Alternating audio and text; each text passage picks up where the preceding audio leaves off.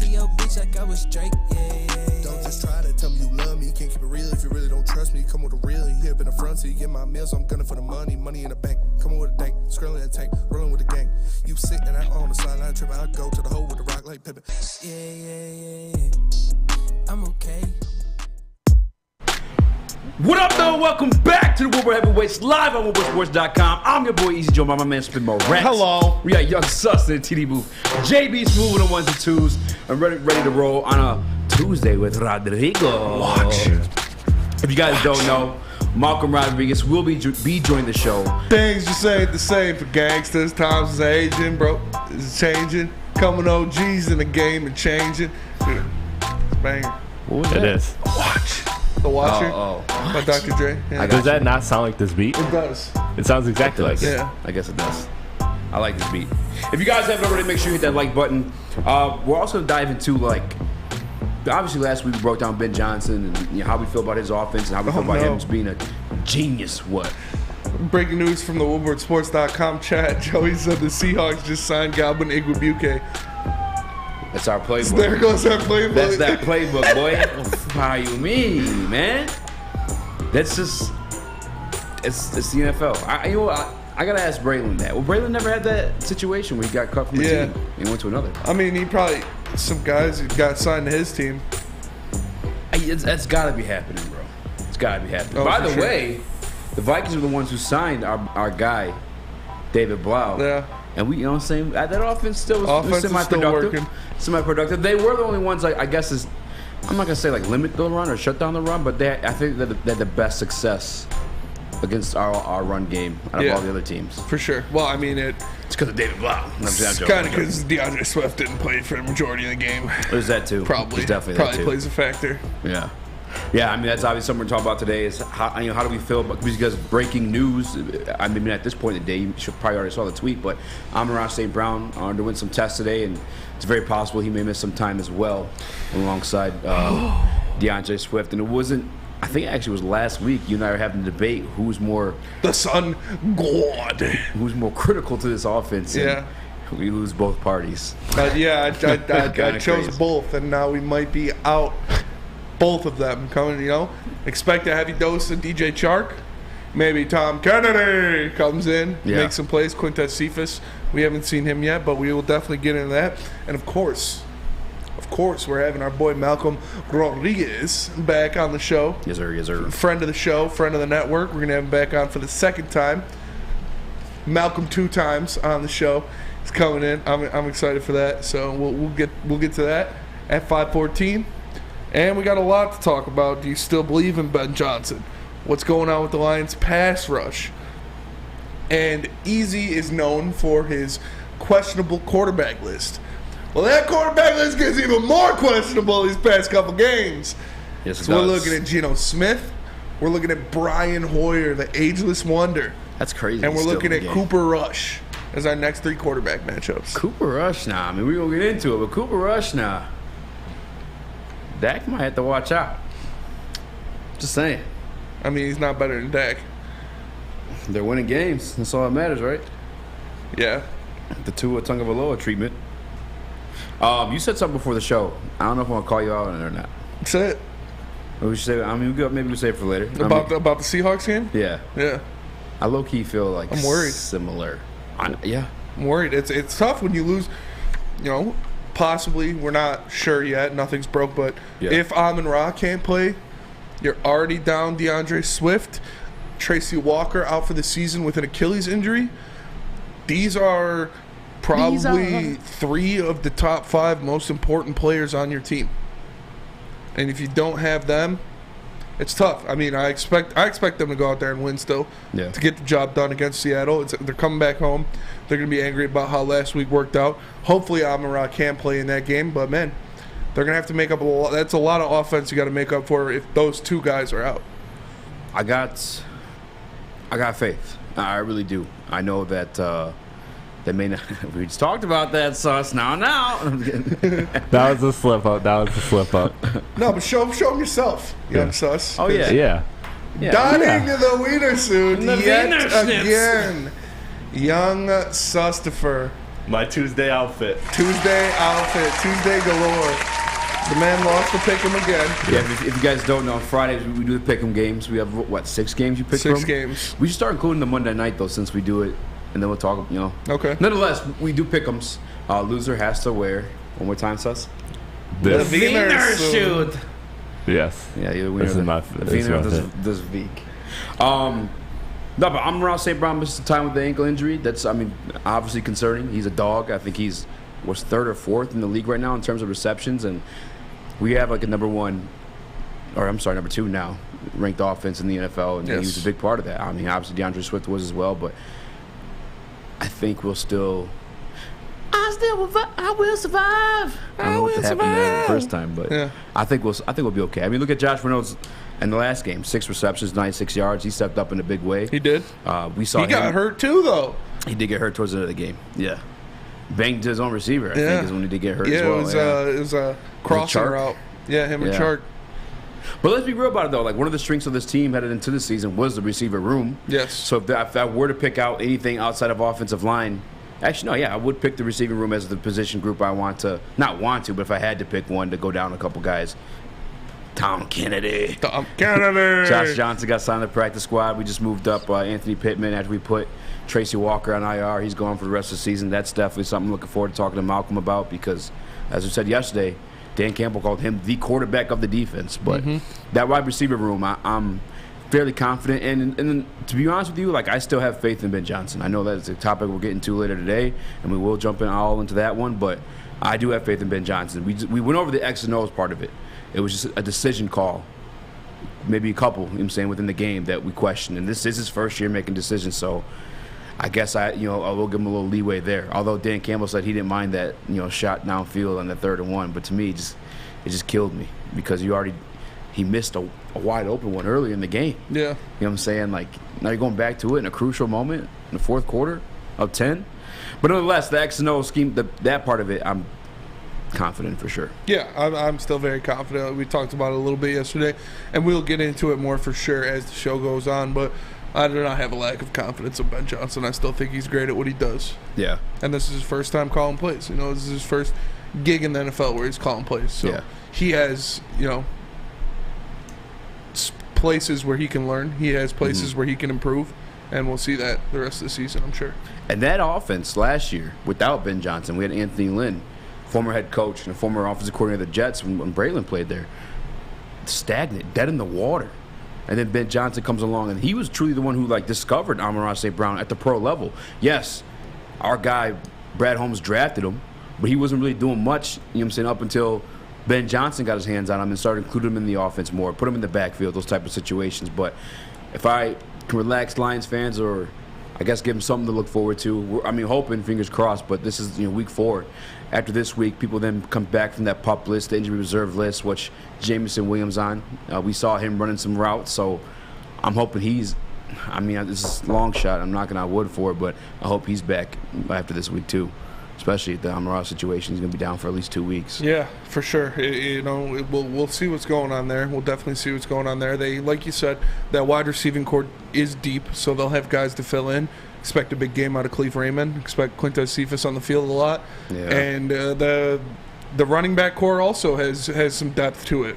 We have Jamal Williams, who stepped up and went for 80-plus yards in that game when Swift went out. Yeah. We have Craig Reynolds, who we've seen do this before in spot starts, go out there and have big games. And we got Josh Jackson as well, as a guy who's done this exact thing.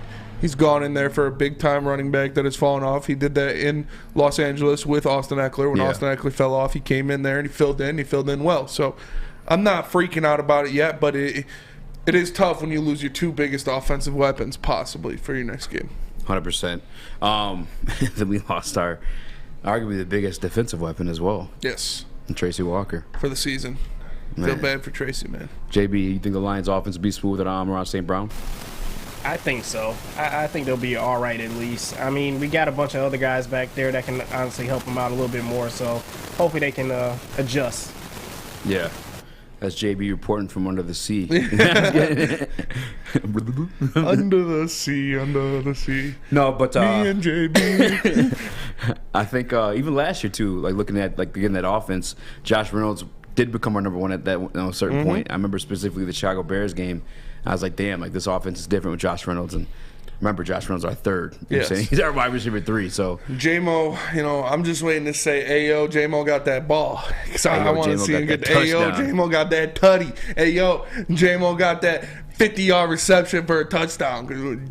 Jameson Williams, I can't wait for him to be unleashed. J-Mo unleashed. I'm not going to say what I said yesterday, but it's we expect him to go out there and be a big part of this offense when he's back. 100%. Yes, Joey, 2 times in the Woodward Sports Chat asked, did Eazy say Josh Johnson was signed to our practice squad? Oh, that is correct. Josh Johnson. Well, which one was you thinking about? The quarterback. Oh, I hope not. That guy's been out of the league for a minute. Yeah. Gotta be thinking about the wide receiver, I assume, right? Yeah, it is the wide receiver. Anthony Pittman. I know it's the wide receiver. I'm talking about him. I don't know why that's a big surprise. We're down on wide receiver. I think when Lions fans see Josh Johnson, the first thing they do is think of the quarterback. Yeah. No, because Josh Johnson was in preseason. Yeah, that's true. But I guess bringing him on, a wide receiver, to the practice squad, is that any tell of Amon-Ra St. Brown's injury? Like, you think he's gonna be out longer than we're expecting? I don't think so. I think it's just a depth piece, a depth move. You go out there and you bring in a guy that's been here before. Yeah. So it's nothing to get too worried about. Yeah. For anyone listening to that doesn't already know, the DeAndre Swift injury is looking like 2 weeks he's sitting out for, but then Detroit Lions head to a bye week, so truthfully he's getting those 3 weeks, which, I wouldn't be surprised to see if Amon-Ra follows suit. And with him, it's a low ankle sprain rather than a high ankle sprain, so that's good news. High ankle sprains are typically worse. Who does have a high ankle sprain, and the reason why Brian Hoyer's playing is Mac Jones. Mac Jones. You think Dak will be back by the time we play them, though? Possibly, quite possibly. He was posing shirtless in the locker room after their win, even though he didn't play at all. Yeah, there's a picture of them there's a picture of them in the locker room, and Mike McCarthy's making a speech, and Dak's chilling in the background without a shirt on. And Cooper Rush is still padded up and stuff. I was like, wait, this doesn't fit right. But yeah, we'll see if Dak can get back, if Dak can make some moves. Would you rather see Dak or Cooper Rush? At this point, dog. No. I'd rather see Cooper Rush. Yes, you would 100% rather see Cooper Rush. I'd rather see. I don't know. Can Cooper run? Not really. He's not immobile, but I honestly I didn't even tune into the second half of that game last night. It's the Giants and the Cooper Rush Cowboys. Like, I'm not even. Plus, I'm always like anti-Cowboy, anti-Bear. I just hate those two teams. Yeah, I hate the Cowboys more than anyone, man.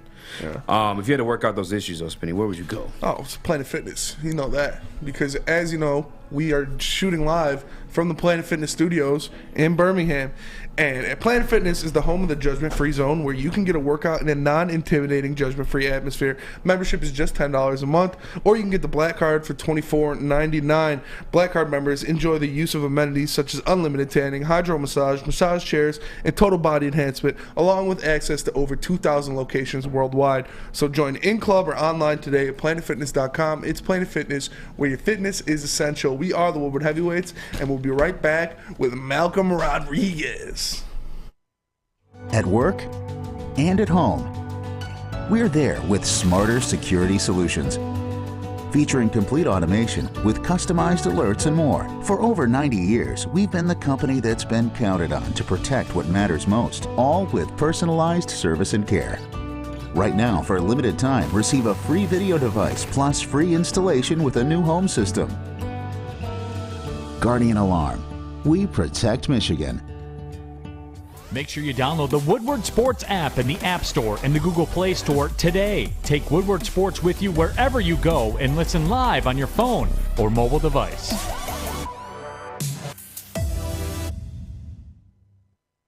When you need apparel, there's only one place to go. Big Frog in Novi. With no setup fees, no artwork fees, no minimum, and a 24-hour turnaround, you can have your whole team outfitted in no time. Embroidery, direct-to-garment, vinyl, and screen printing, Big Frog has it all in all the styles you want. So whether it's a sports team, fundraiser, school event, or corporate needs, Big Frog is your one-stop destination. Visit bigfrog.com/Novi or call 844-4-BIG-FROG. 3 NBA championships. Detroit fans were there. 11 Stanley Cups. Detroit fans were there. 4 World Series wins. Detroit fans were there. And that one Lions playoff win in 1991, yeah, Detroit fans were there. Woodward Sports, where the fans are.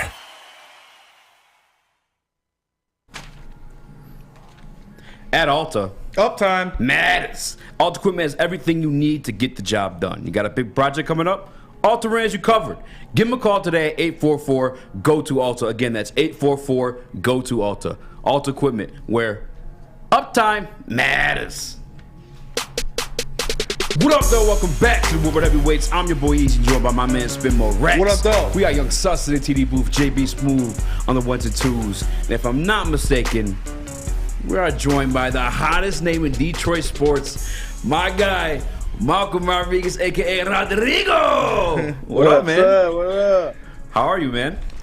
Good, man. How are you guys? Doing good, man. Doing good. Would you mind turning your camera just sideways for me a little bit? Oh, maybe. Is that better? No, it's fine. Yeah, you can just go vertical. But so we know last week you went on the road in your first NFL game. We saw it. Big atmosphere in Minnesota. What was that like, adapting to that atmosphere, playing on the road against the Vikings? It was awesome. You know, the crowd was electric, and you know, Coach Shepard always talked about that chant they do with the drum and all that. And so I got to experience that, and like the whole crowd got into it. But other than that, I mean, it was a hostile environment, and it was a cool place to play too. Everyone says that that's kind of the type of energy that stadium brings, and you definitely felt it. Yeah, I was like, I obviously supposed to hate them, right, because they're division rivals. But like, I can't lie, the skull chant, the horn, like when all that stuff gets going, it's kind of lit. I can't deny exactly. that. It was lit. I was like looking at him too. He just started smirking. He's like, "I told you." And so it was a cool experience for sure. 100%, man. I gotta ask you one thing, and I don't know if you addressed it with like the beat writers or not, or what's up, but Jason Kelsey obviously spoke about it on his podcast with his brother. But the hip toss you gave him, did he have anything to say to you after that? Like, what was that whole experience like? No, he didn't say anything. He just kind of got up and started laughing, chuckling. And so I was like, okay, yeah, I got him. I got one on him right there. But no, he was a good center, man. He was very physical, and you know, he just got up on me real quick, and I was like, whoa, like he got up on me real quick, and he just kept driving me. And I've always done, like, you know, when a lineman keeps driving me, it's just a natural thing for me just to hip toss at the end. For sure, yeah. And we talked about how you were talking with Coach Shepard during Hard Knocks, saying you were going to do that exact thing. If a lineman gets their hands into you, just hit him with the quick hip toss and put him on the ground. It's one of those things. It's one of those things where, you know, I don't have the longest arm, so if they get on me, I'm like, hey, the only way I can get them off me is a hip toss. Yeah, there you go. And so we're looking at your stats, and so far you've got 22 tackles through your first 3 games in the NFL. Is this, you know, did you expect this kind of performance early? Did you expect to be doing all this, or is it kind of coming at you all at once? It's kind of just coming all at once, you know. It's just one of those things where the coaches set you up to, you know, make a lot of tackles, you know, and I hope to get some forced fumbles in there, a couple picks. So just one of those things where I just got to keep building each week, and I can't kind of, you know, put it on myself to get better each and every game. For sure. I saw on Sunday, my man Justin Jefferson go on like that fly motion, and you were guarding him there for a minute, and I was like, let's go, Rodrigo, let's go. Like, yeah. We're tripping out a little bit with that happened. Yeah. They had boot action, and that was the first read, and he got up on me fast. I was like, oh, yeah, I got to get going. I can't be slow with this one. Yeah, man. I gotta ask, man, because obviously Tracy Walker goes down in that game. Dan Campbell called him the quarterback of that defense. Like, how does that feel for you, I guess, as a teammate of his, and just like moving forward? Like, I guess, who you guys expect to step up in that role? Yeah, I mean, you know, you hate to hear that too, especially early in the season. And he's always that vocal guy back there. You know, he's always, setting the defense up in the back end. And so now it's one of those things where it's like the next man up. So, I mean, really you got to go in there and practice this week. Tomorrow you got to see which one of the safeties is going to step up and kind of take that next role. And the linebackers, it's one of those things where if we have to, we have to make the calls and stuff like that. So Anzalone and I will have to see how that goes this week. I mean, you're former safety. You might have to, drop back there. Hey, I was about 20 pounds lighter after that. And that leads into my next question. He talked about you jumping out there against Justin Jefferson on that play. Is adjusting to the speed and the physicality of the NFL, it seems like you've done it seamlessly. We haven't seen any drop off, but was that something after your first game you were like, damn, like these guys are all freak athletes out here, or is that something that you just took in stride? Yeah, it's just one of those things, kind of going through training camp. You kind of got to feel the speed and everything. And obviously after that first game, it's like, all right, like, you got to be on top of your stuff. Like, you got to know what you're doing, kind of got to diagnose the play and everything. So it's one of those things where you kind of get better after each game and every game. But at the end of the day, I mean, it's your job. So you got to get in where you fit in. For sure. And that's we've seen you get in, we've seen you fitting in, man. You're looking great out there. I was telling against the Commanders, you missed that interception by just a tad. I was like, man, the internet wouldn't be ready for me if my boy went out there and got that interception. What were you saying to yourself when you just barely missed that diving pick? I was so mad too because I slipped on the turf too, and I was like, oh my gosh, that could have been my first pick. So hopefully that first pick comes here pretty soon. Yeah, we were down at the Brass. We were watching the game. We host the home games from there, and my man Spinny grabbed the maracas. He was going. You stopped him on that run play. And so you're obviously coming back home against Seattle.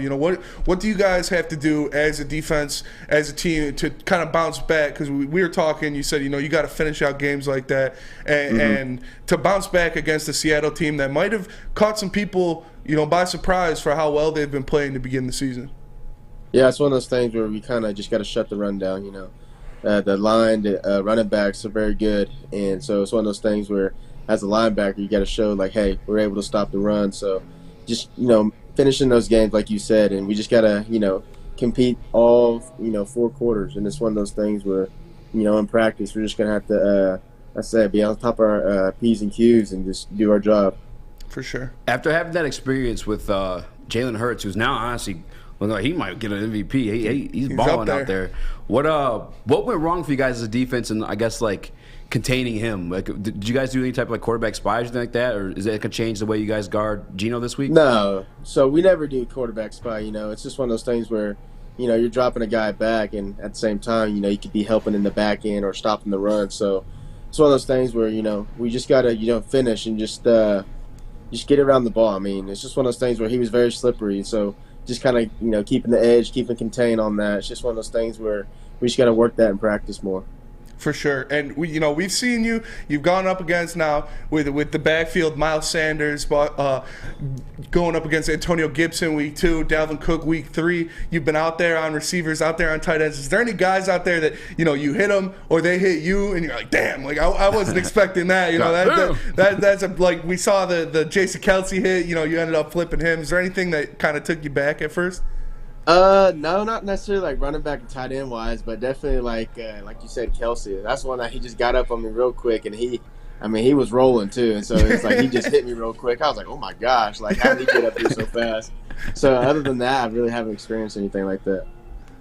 I gotta ask too, because first time we had you on was before even like rookie camp and all that good stuff, and I asked like what's it been like being in the NFL so far, but now you've actually like played games, you've now traveled to a whole nother city. Like, what are the perks been like since you've gone pro, man? It's awesome. You get a lot of love from the fans. The Detroit fans have been very grateful, very appreciative, and I can't thank them enough for all the support.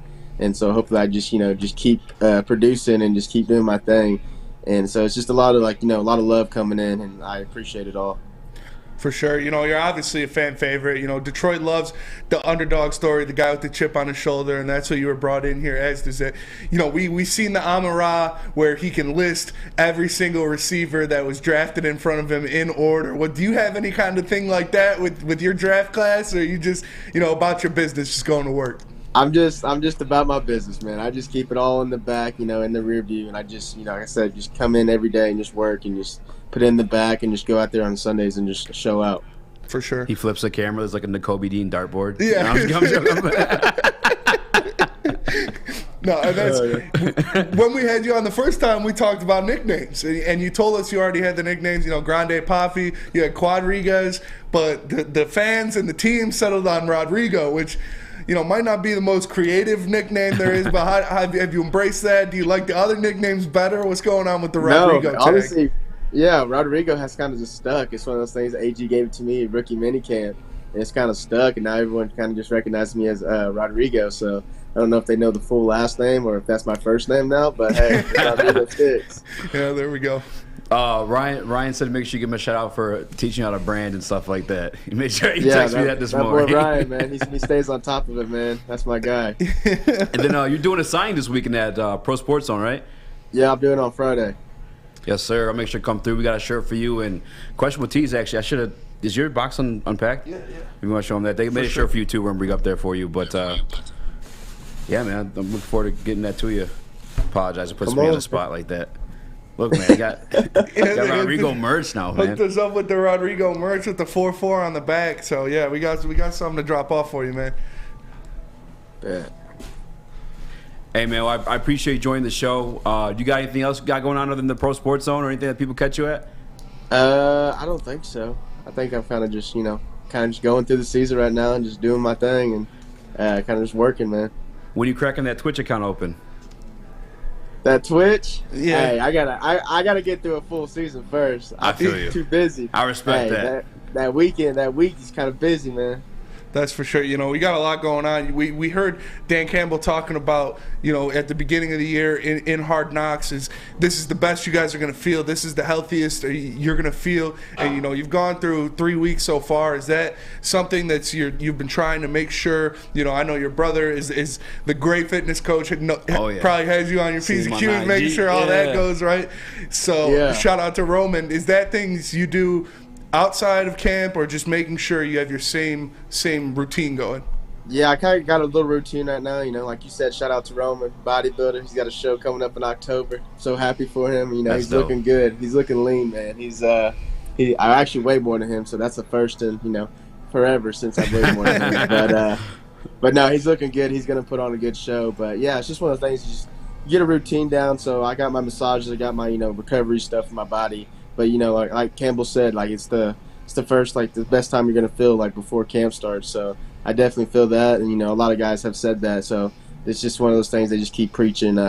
Just get that routine down. What works for you, massages, twice a week, whatever like that. So it's one of those things I kind of bought into, and it's helping a lot. For sure. One last thing before I let you go, man. I saw the Selly. You know what I'm saying? We got that TFL. You got anything else in the bag, or is that going to be the trademark there? Nah, I got some other stuff in the bag. I can't. Okay. Surprise, you guys. It's gonna happen at the time. So yes, sir. It's just one of those things where I just kind of think of it at the moment. But I got some more celebrations coming. There we go. And so, real quick before we get you out of here, do you have any benchmarks on the season that you want to hit in your rookie campaign? Any specific numbers or specific targets you're looking to accomplish? Yeah, I definitely want to have probably 2 picks by at least week 7 or 8. There we go. So it's one of those things. 2 picks, definitely some more TFLs. That'd be a lot too. And just like I said, that's pretty much the only benchmarks I have right now. For but sure. Other than that, I'm just gonna go out there, wishing to play good, play good for the team, obviously, and get more dubs. That's always a plus.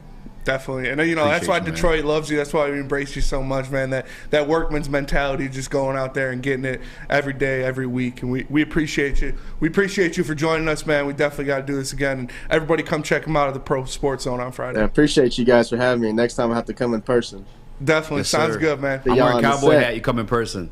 Hey, I will bring a cowboy hat. There we go. Let's do it. There we go. All right, you have a good night, man. And for everyone that wasn't checking it out, that was Malcom Rodriguez, the Lions rookie stud linebacker, joining us for the second time on the Woodward Heavyweights. That's our guy. It's good to get him out there. And yeah, like you said, he's going to be doing a signing on Friday at the Pro Sports Zone Yes, sir. with John Yu. Might catch us there too because we come through, drop off those T-shirts, man. sure. So shout out to Rodrigo coming through and shout out to Gypsy Vodka. All right, Shout him out. Because when we were there at the Brass Rail celebrating that Detroit Lions win, the first of the season, of course, you know we had one, man. The iced tea, lemonade, and vodka mix. By a locally sourced brewery here in Michigan, in Petoskey. 8% alcohol is the real deal. Guys, do me a favor. Check that out and drink responsibly and hit that like button. This Woodward Heavyweights. We'll be right back. For a limited time only, all new burgers and loaded fries at Big Boy. It's not a Slim Jim, it's the Big Jim. The chili cheese is such a tease. Guess what else is new? The bacon blue. How about upgrading those fries? Chili cheese fries, baked potato fries, nacho fries. What will it be? Satisfy those taste buds at Big Boy. We don't like to brag that we are the toughest sports network in Detroit, but we do have a guy named Darren McCarty on our side. Lemieux and McCarty, who've had a good knockdown drag up. There they go, right on the whistle. They were talking to one another. Woodward Sports. Guys, time and time again, I get on here in front of all you good people, and I let you know that I am a wild man. It's all thanks to Chili Pepper Sand. I'm able to look so beautifully Brazilianly brown and gold, man. Check them out, man. Chili Pepper Sand. They got the hottest bulbs, the hottest deals, and the darkest tans at Chili Pepper Sand. 26 locations in Mo on the way. Chili Peppers, Dan. What up, though? Welcome back to Woodward Heavyweights. I'm your boy Eazy, joined by my man Spin Mo Rex. What up, though? We got Young Sus in the TD booth. You gotta go to you every time, man. We win the dog suit. Oh, I know. my Tuesday fit, right the drip. I felt bad, man, because I was trying to sell him on, like, you know, I was trying to encourage you, like, yeah, no, man, everybody gets NFL picks wrong, which is it's still true, but you just got them wrong 2 weeks in a row. Yeah. But what? I was gonna say, you know what did me wrong is we didn't count the Lions game because I was the only one in here that picked the Vikings. Yeah, you still would have lost. Yeah, the points. It's all right. Damn. Because we give her prices right 2 weeks in a row. I only got two wrong, you know. Yeah. My picks were fire. Well, this week I didn't prices right. I actually picked the highest in one of them. That's true. Oh, that is what you did. I did that. So I tried to unprices right, and I still got done in. So yeah, it is what it is. I'm figuring out my strategy. Lions talk with Micro Mike in the Woodward Sports Chat says Rodrigo is a Wolverine. He's a dog. I love Rodrigo. He's a man. Rodrigo is actually a cowboy, you know. Yeah, quite out. Literally. Well, he's a lion now, but he was a cowboy. Yeah. He'll always be a cowboy. Well, I think he means like a badass type of way, though. We talked about that before, though. Like, is Oklahoma State like our second school? Like, the talent that they've given us, you know, with Barry, Rodrigo, with Cade Cunningham, you know. Oklahoma State might just be the pipeline to Detroit sports great. I think so. Yeah, I'm with you on that We should draft a cowboy every year. I was waiting for him to say, we asked him about the linebacker list. Mm-hmm. If he was like, hit that Amon-Ra St. Brown, like, yeah, I noticed we play the Eagles. Yeah. I saw him on the sideline. I didn't see him on the field too much. It's got, he's such a nice guy, such a humble guy. Yeah. That he wouldn't say anything like that because he really is just about that action boss. Like Marshawn Lynch said, he's just going to go out there and do it every day. But, you know, as a competitor, it felt good. It feels good, obviously, for him to be proving people wrong. Yeah. Proving the league wrong, going out there proving that he is that guy, that he is a starting linebacker in the NFL, and he's going out there and showing it. I love to see it, man. I get hype every week when I see 44 out there making plays. Well, that's the one thing I definitely noticed from him, just like an interaction speaking to him, and then like just, I mean, being that 6th-round pick, he was just on the go to like compete and like earn his keep in this league. Yes. Like, he very much so had to prove himself. He didn't have that, you know, Aiden Hutchinson or like even second rounders get a little bit extra like allure. Like some guys, and if I'm being quite honest with you, like James Mitchell right now is a tight end, and I'm not trying to bash him anyway, but like we didn't really see production out of him in the preseason. We haven't seen any production out of him towards the regular season either. But once you get that, like if you're top 5 pick in terms of like rounds, you're going to automatically make the team until, you know, because the GM wants to see you pan out. But I'm saying I'm chilling on James Mitchell and I'm chilling on Kirby Joseph, even though because that's what's supposed to. You're not supposed to get this out of a 6th-round pick for sure. You know, this is a guy that went out there, overachieved at every level, continues to prove that he is that guy. Yeah. And you're supposed to, out of your 6th round, 7th round picks, they're supposed to be, a guy that comes in there is pretty good, maybe playing special teams, doing things. And he said no. I'm that dude. Yeah. I'm going to go out there. I'm going to earn that spot. I'm going to keep that spot. And it's looking like he's going to be that starter all year. Yeah.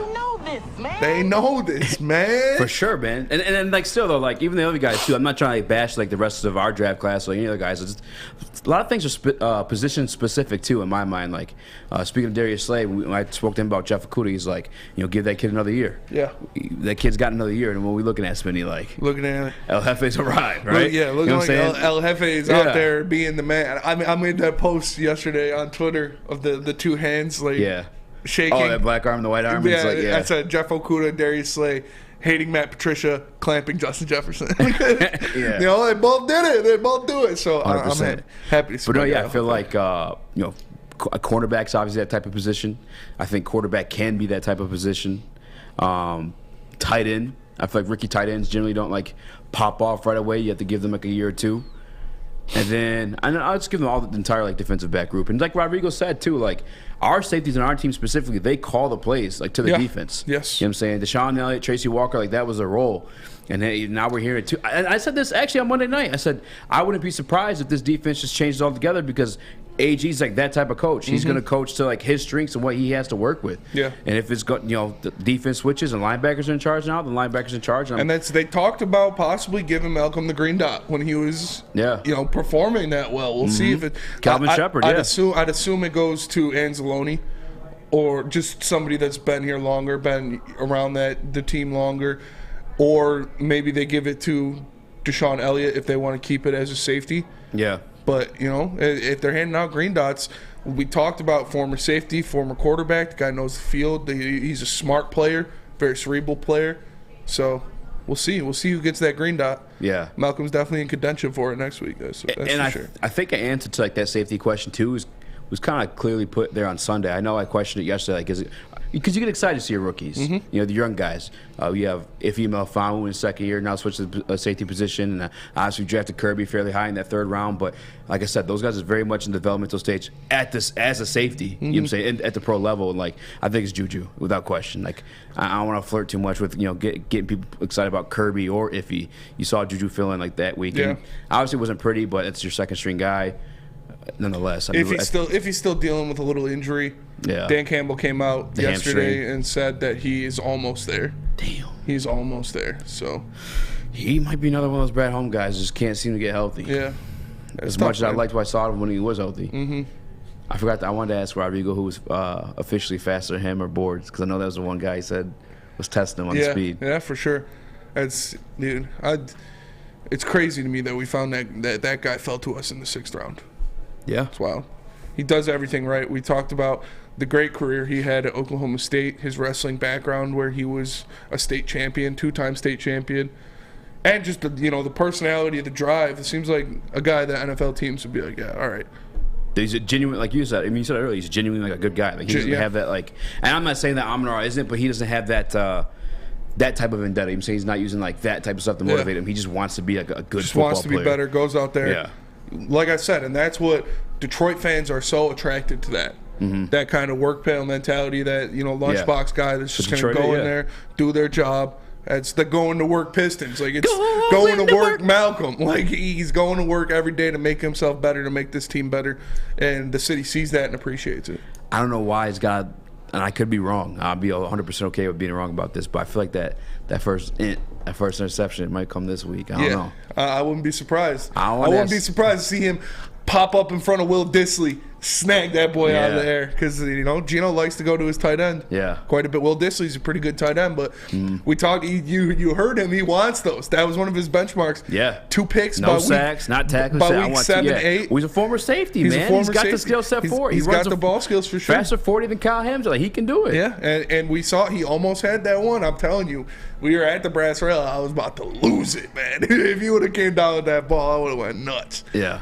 But I told you, the Maracas. Yeah, the Maracas. I had him going. I'll have to post that on IG. I'll send it to him a little bit later. For sure. But you took a video of me with the Maracas? Oh, yeah. You were that gone?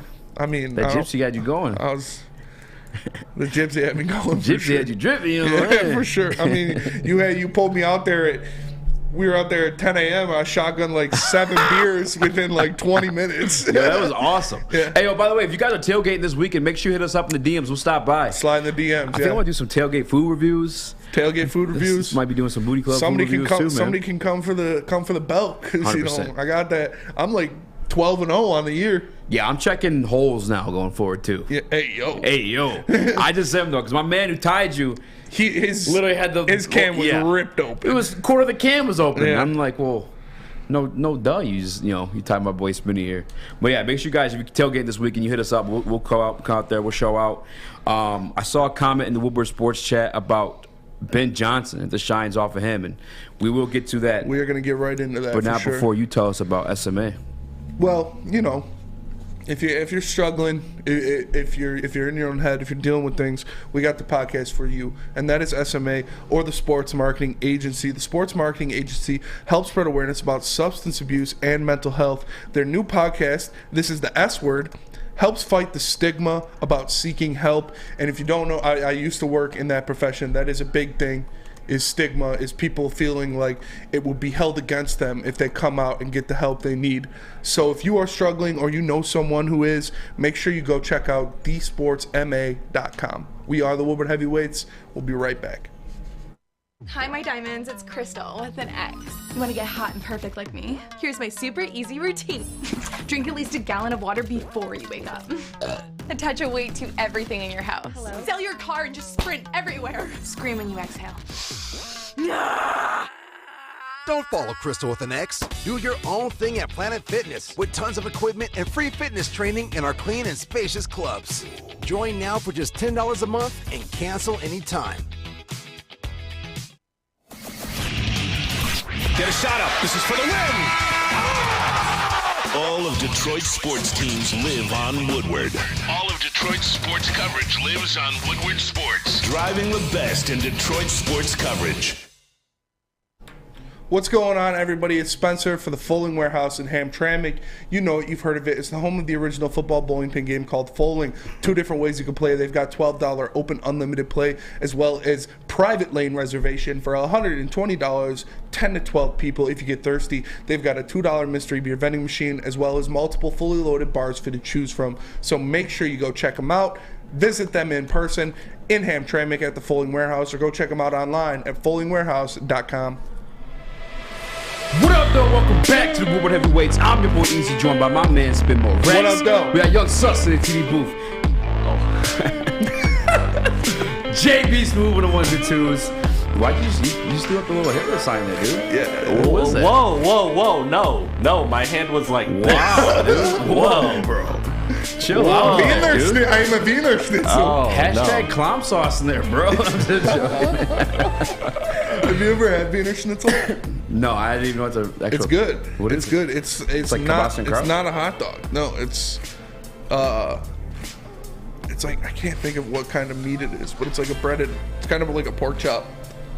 It's called super Wiener thin. Schnitzel? Wiener Schnitzel. Wiener Schnitzel. Yeah, it's actually really good. Chris, are you good enough to like multitask and get a picture of that one, or I would have no clue how to spell that. You don't gotta pull up a picture of Wiener Schnitzel. I want to see, yeah? We can go check it. I think they got it at the Polish market.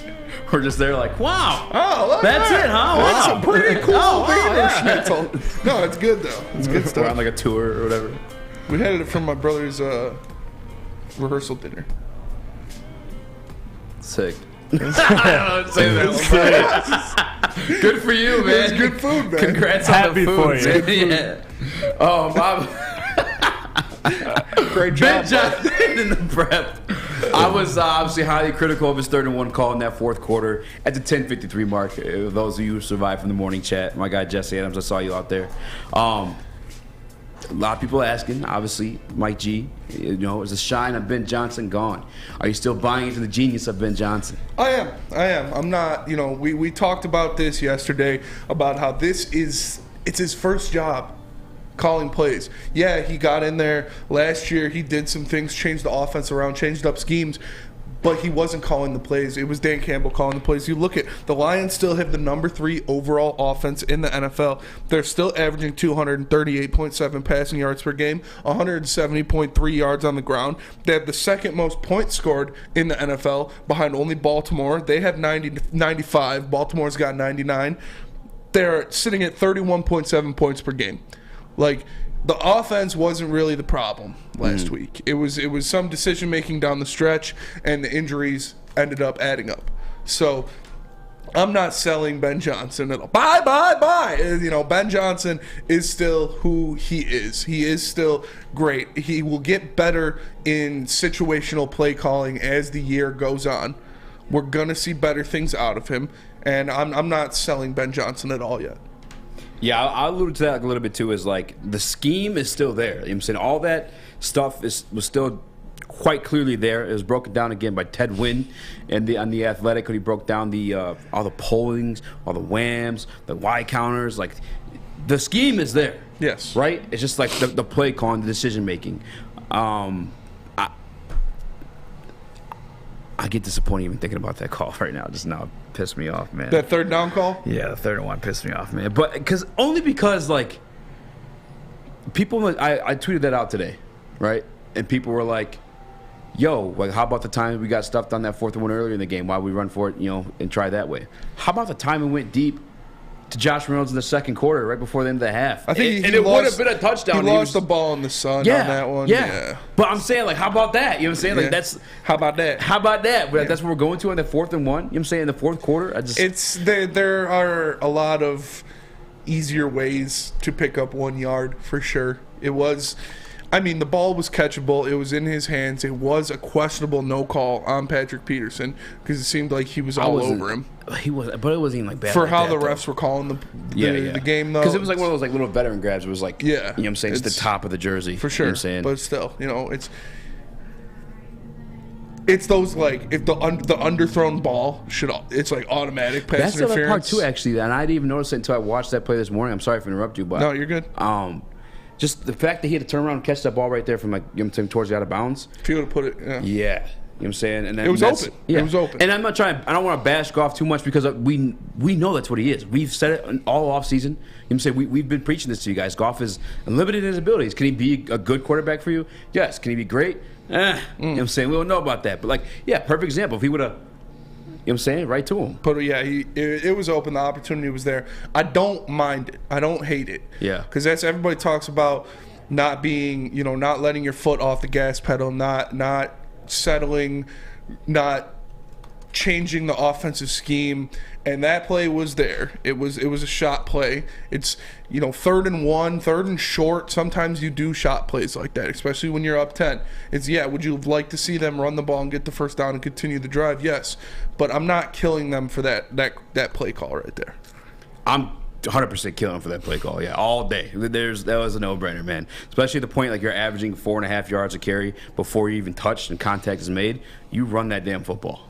I mean, look at Dan Skipper. The man's a mountain of a man. He's 6'7". The guard position. Dan Skipper is huge. He is a road grader in the run game. Yeah. Past game, I saw him a couple times look like, he is huge. A little stiff. Playing guard. He's giant, dude. He's like 6'8".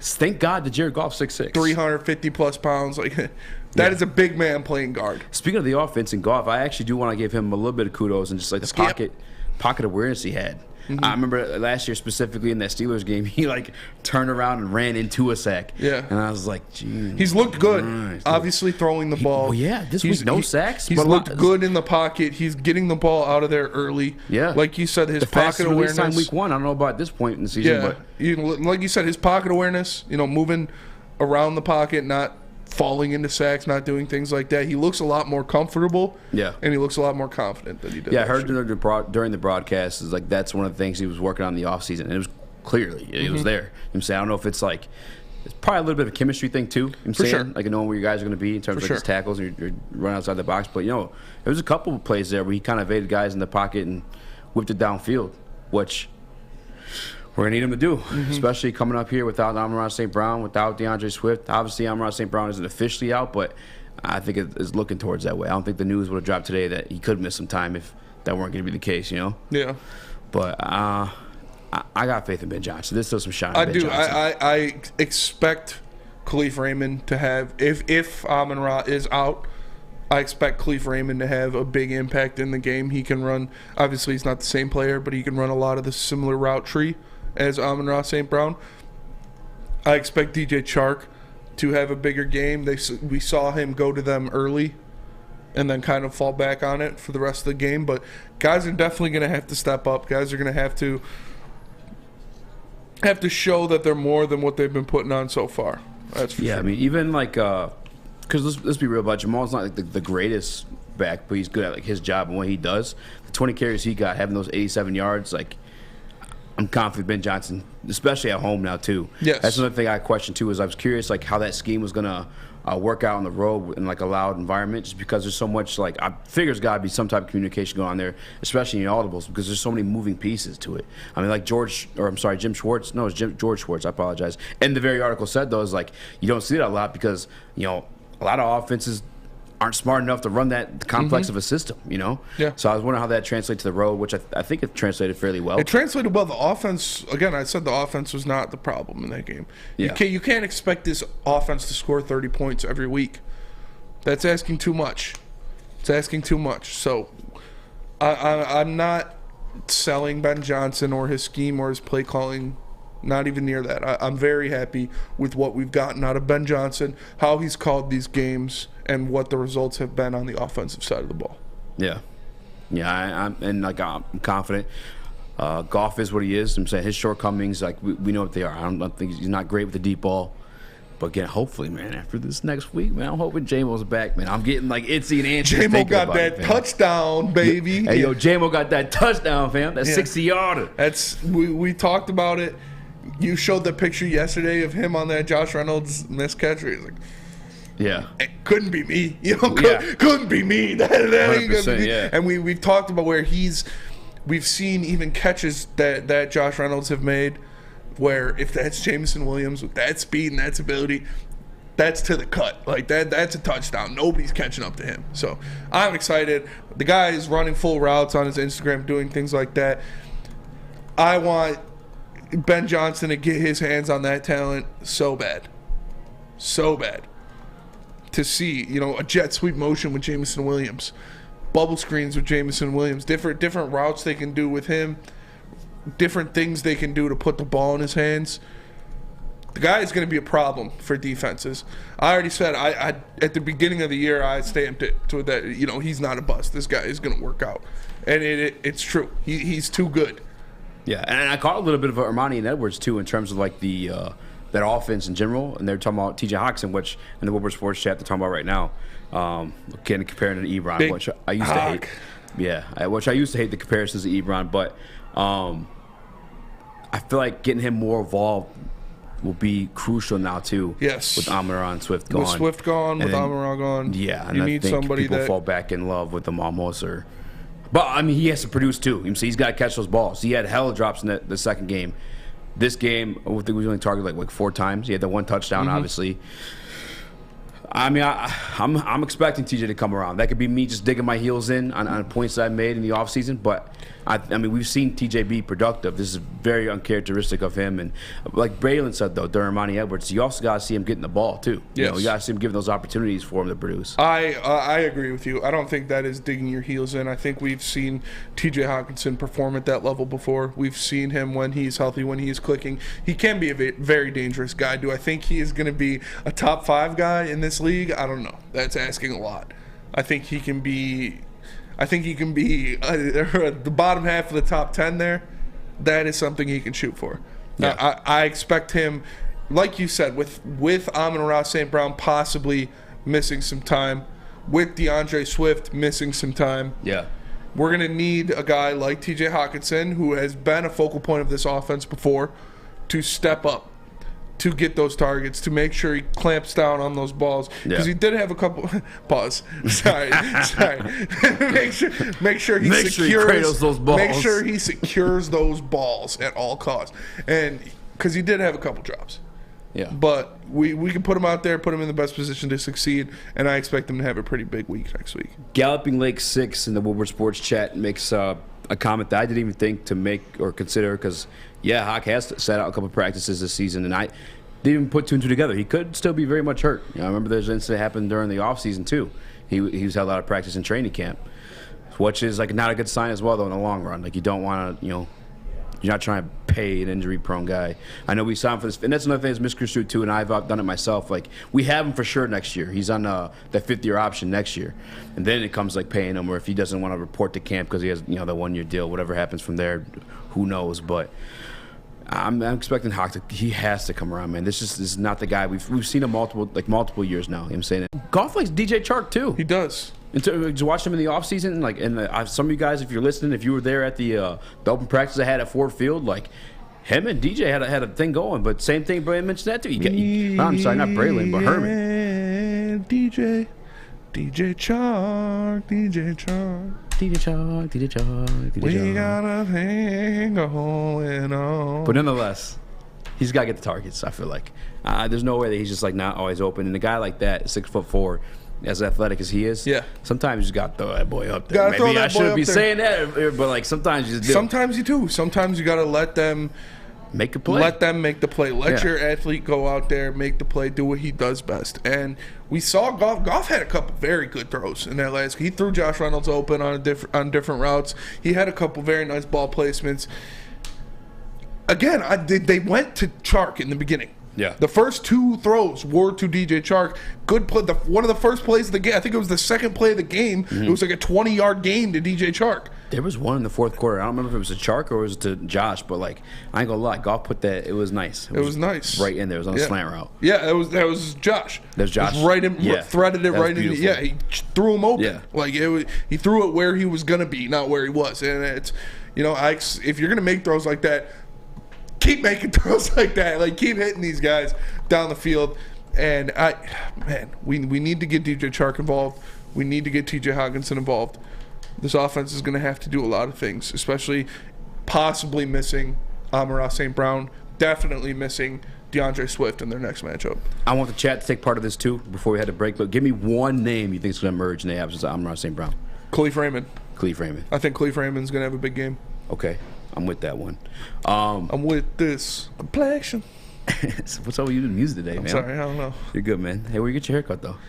Obviously, it's Lady Jane's. Because as you know, we broadcast this show live from the headquarters of Lady Jane's Haircuts for Men in Birmingham. It's definitely awesome. When I get off the show, if I want to, clean up my dead ends a little bit, maybe take an inch or two off, I can sit down in one of those chairs, and I know my girls, Alyssa or Megan, will take care of me. So I highly recommend you get into a Lady Jane's Haircuts for Men near you and let them treat you like a king as well. They are open 10 to 8, 7 days a week. You can walk in anytime, and before you know it, your hair will be game ready. So like I said, man, get into a Lady Jane's. They're open 10 to 8, 7 days a week. No appointment necessary, because at Lady Jane's, it's wicked awesome. We are the Woodward Heavyweights. We'll be right back. The sports marketing agency would not be who we are without great community partners like Higuera Health and Carol Zuniga. It's an awesome opportunity to partner with your organization. Higuera Health is a comprehensive behavioral health organization. We serve children through older adults with mental health, substance use, and developmental disabilities across Western Wayne counties, and really excited to now be in Downriver communities as well. Give us a call at 734-458-4601. 3 NBA championships. Detroit fans were there. 11 Stanley Cups. Detroit fans were there. 4 World Series wins. Detroit fans were there. And that one Lions playoff win in 1991. Yeah, Detroit fans were there. Woodward Sports, where the fans are. You don't have to go to the beach, man. You don't have to get your butt crack full of sand. You just need a little chili peppers, man, to get that glowing beach chili peppers tan. Woo! With 26 locations in the Metro Detroit area and more coming, Chili Peppers Tanning is where you'll find the cleanest salons in the D. Join the Pepper Club for the best deals on unlimited tanning. Head to chilipepperstanning.com. You just need a little chili peppers, man. Make sure you download the Woodward Sports app in the App Store and the Google Play Store today. Take Woodward Sports with you wherever you go and listen live on your phone or mobile device.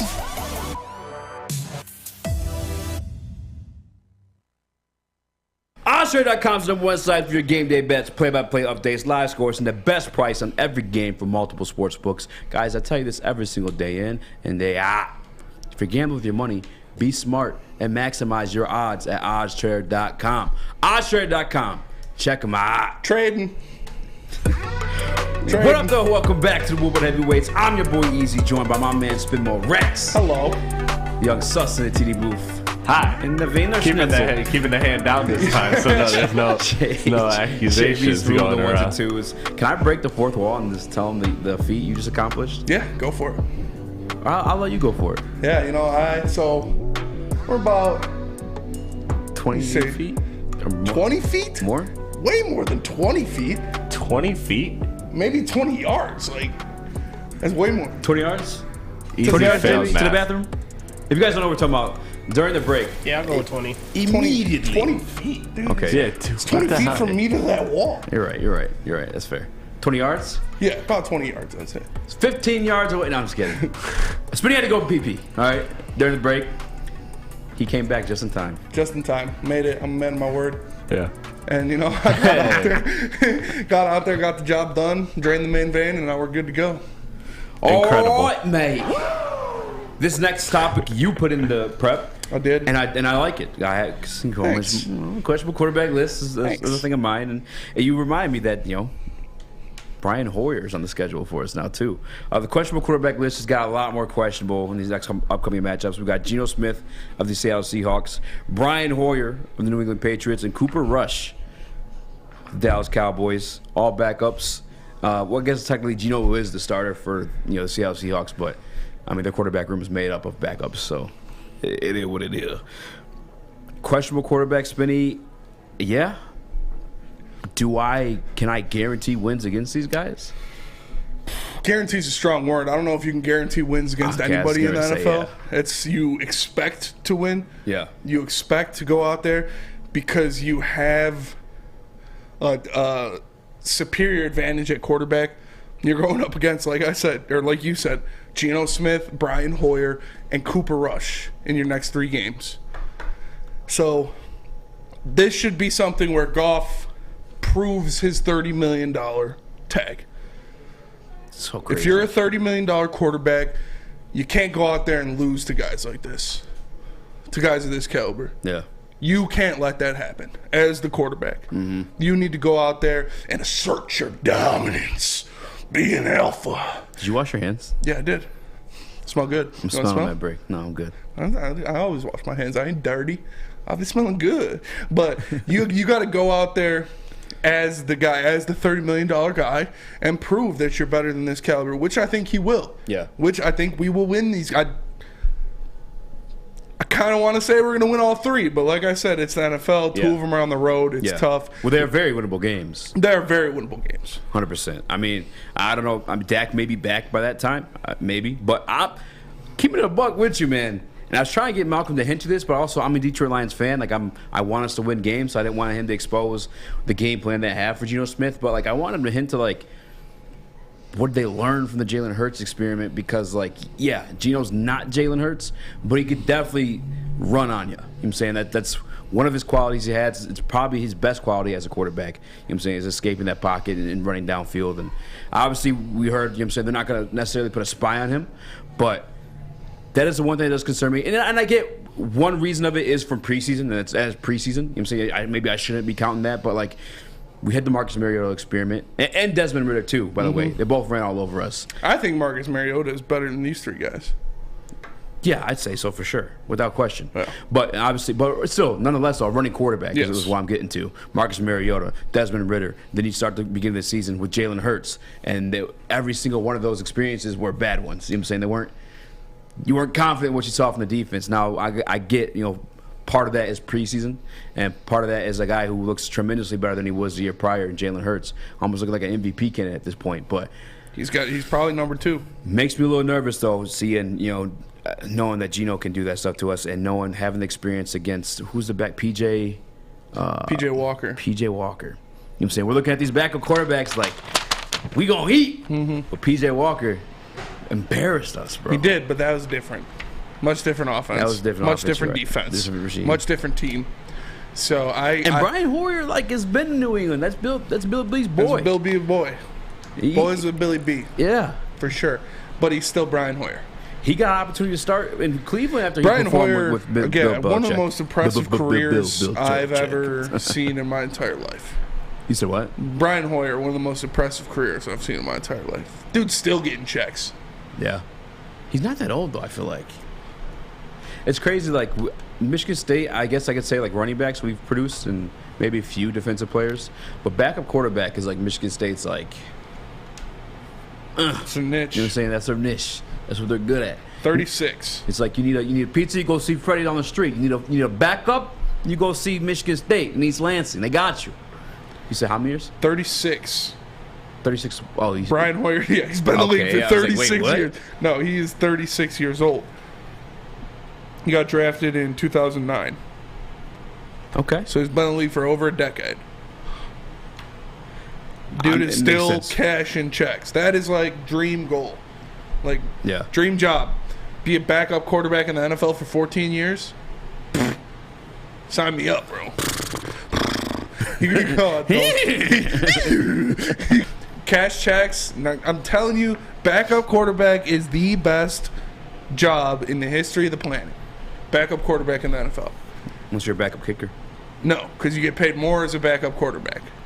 That's a good point. You get paid millions of dollars a year to stand on the sideline, hold a clipboard, and if, God forbid, the guy in front of you gets hurt and you got to go in, nobody expects anything out of you. Yeah. Nobody expects you to win the game. Nobody expects you to play well, and you'll still get paid after. You'll get a job again. You go out there and poop the bed, you'll still get another job because they're like, yeah, he's a quarterback. We can sign him as a backup. And you're making $1 million a year again.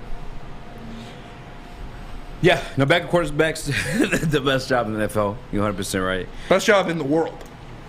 I can't even guarantee the Cowboys win with Cooper Rush either because this dude just went and beat the Bengals, who some people, which we'll get to the power rankings, but some people still have them ranked as a top 10 team in the NFL blasphemous. Right now. Literally, that's crazy to me, by the way. My guy, PFT, Mike Florio, what are you doing, fam? I get you're a Vikings fan. You grew up a Vikings fan, a division rival.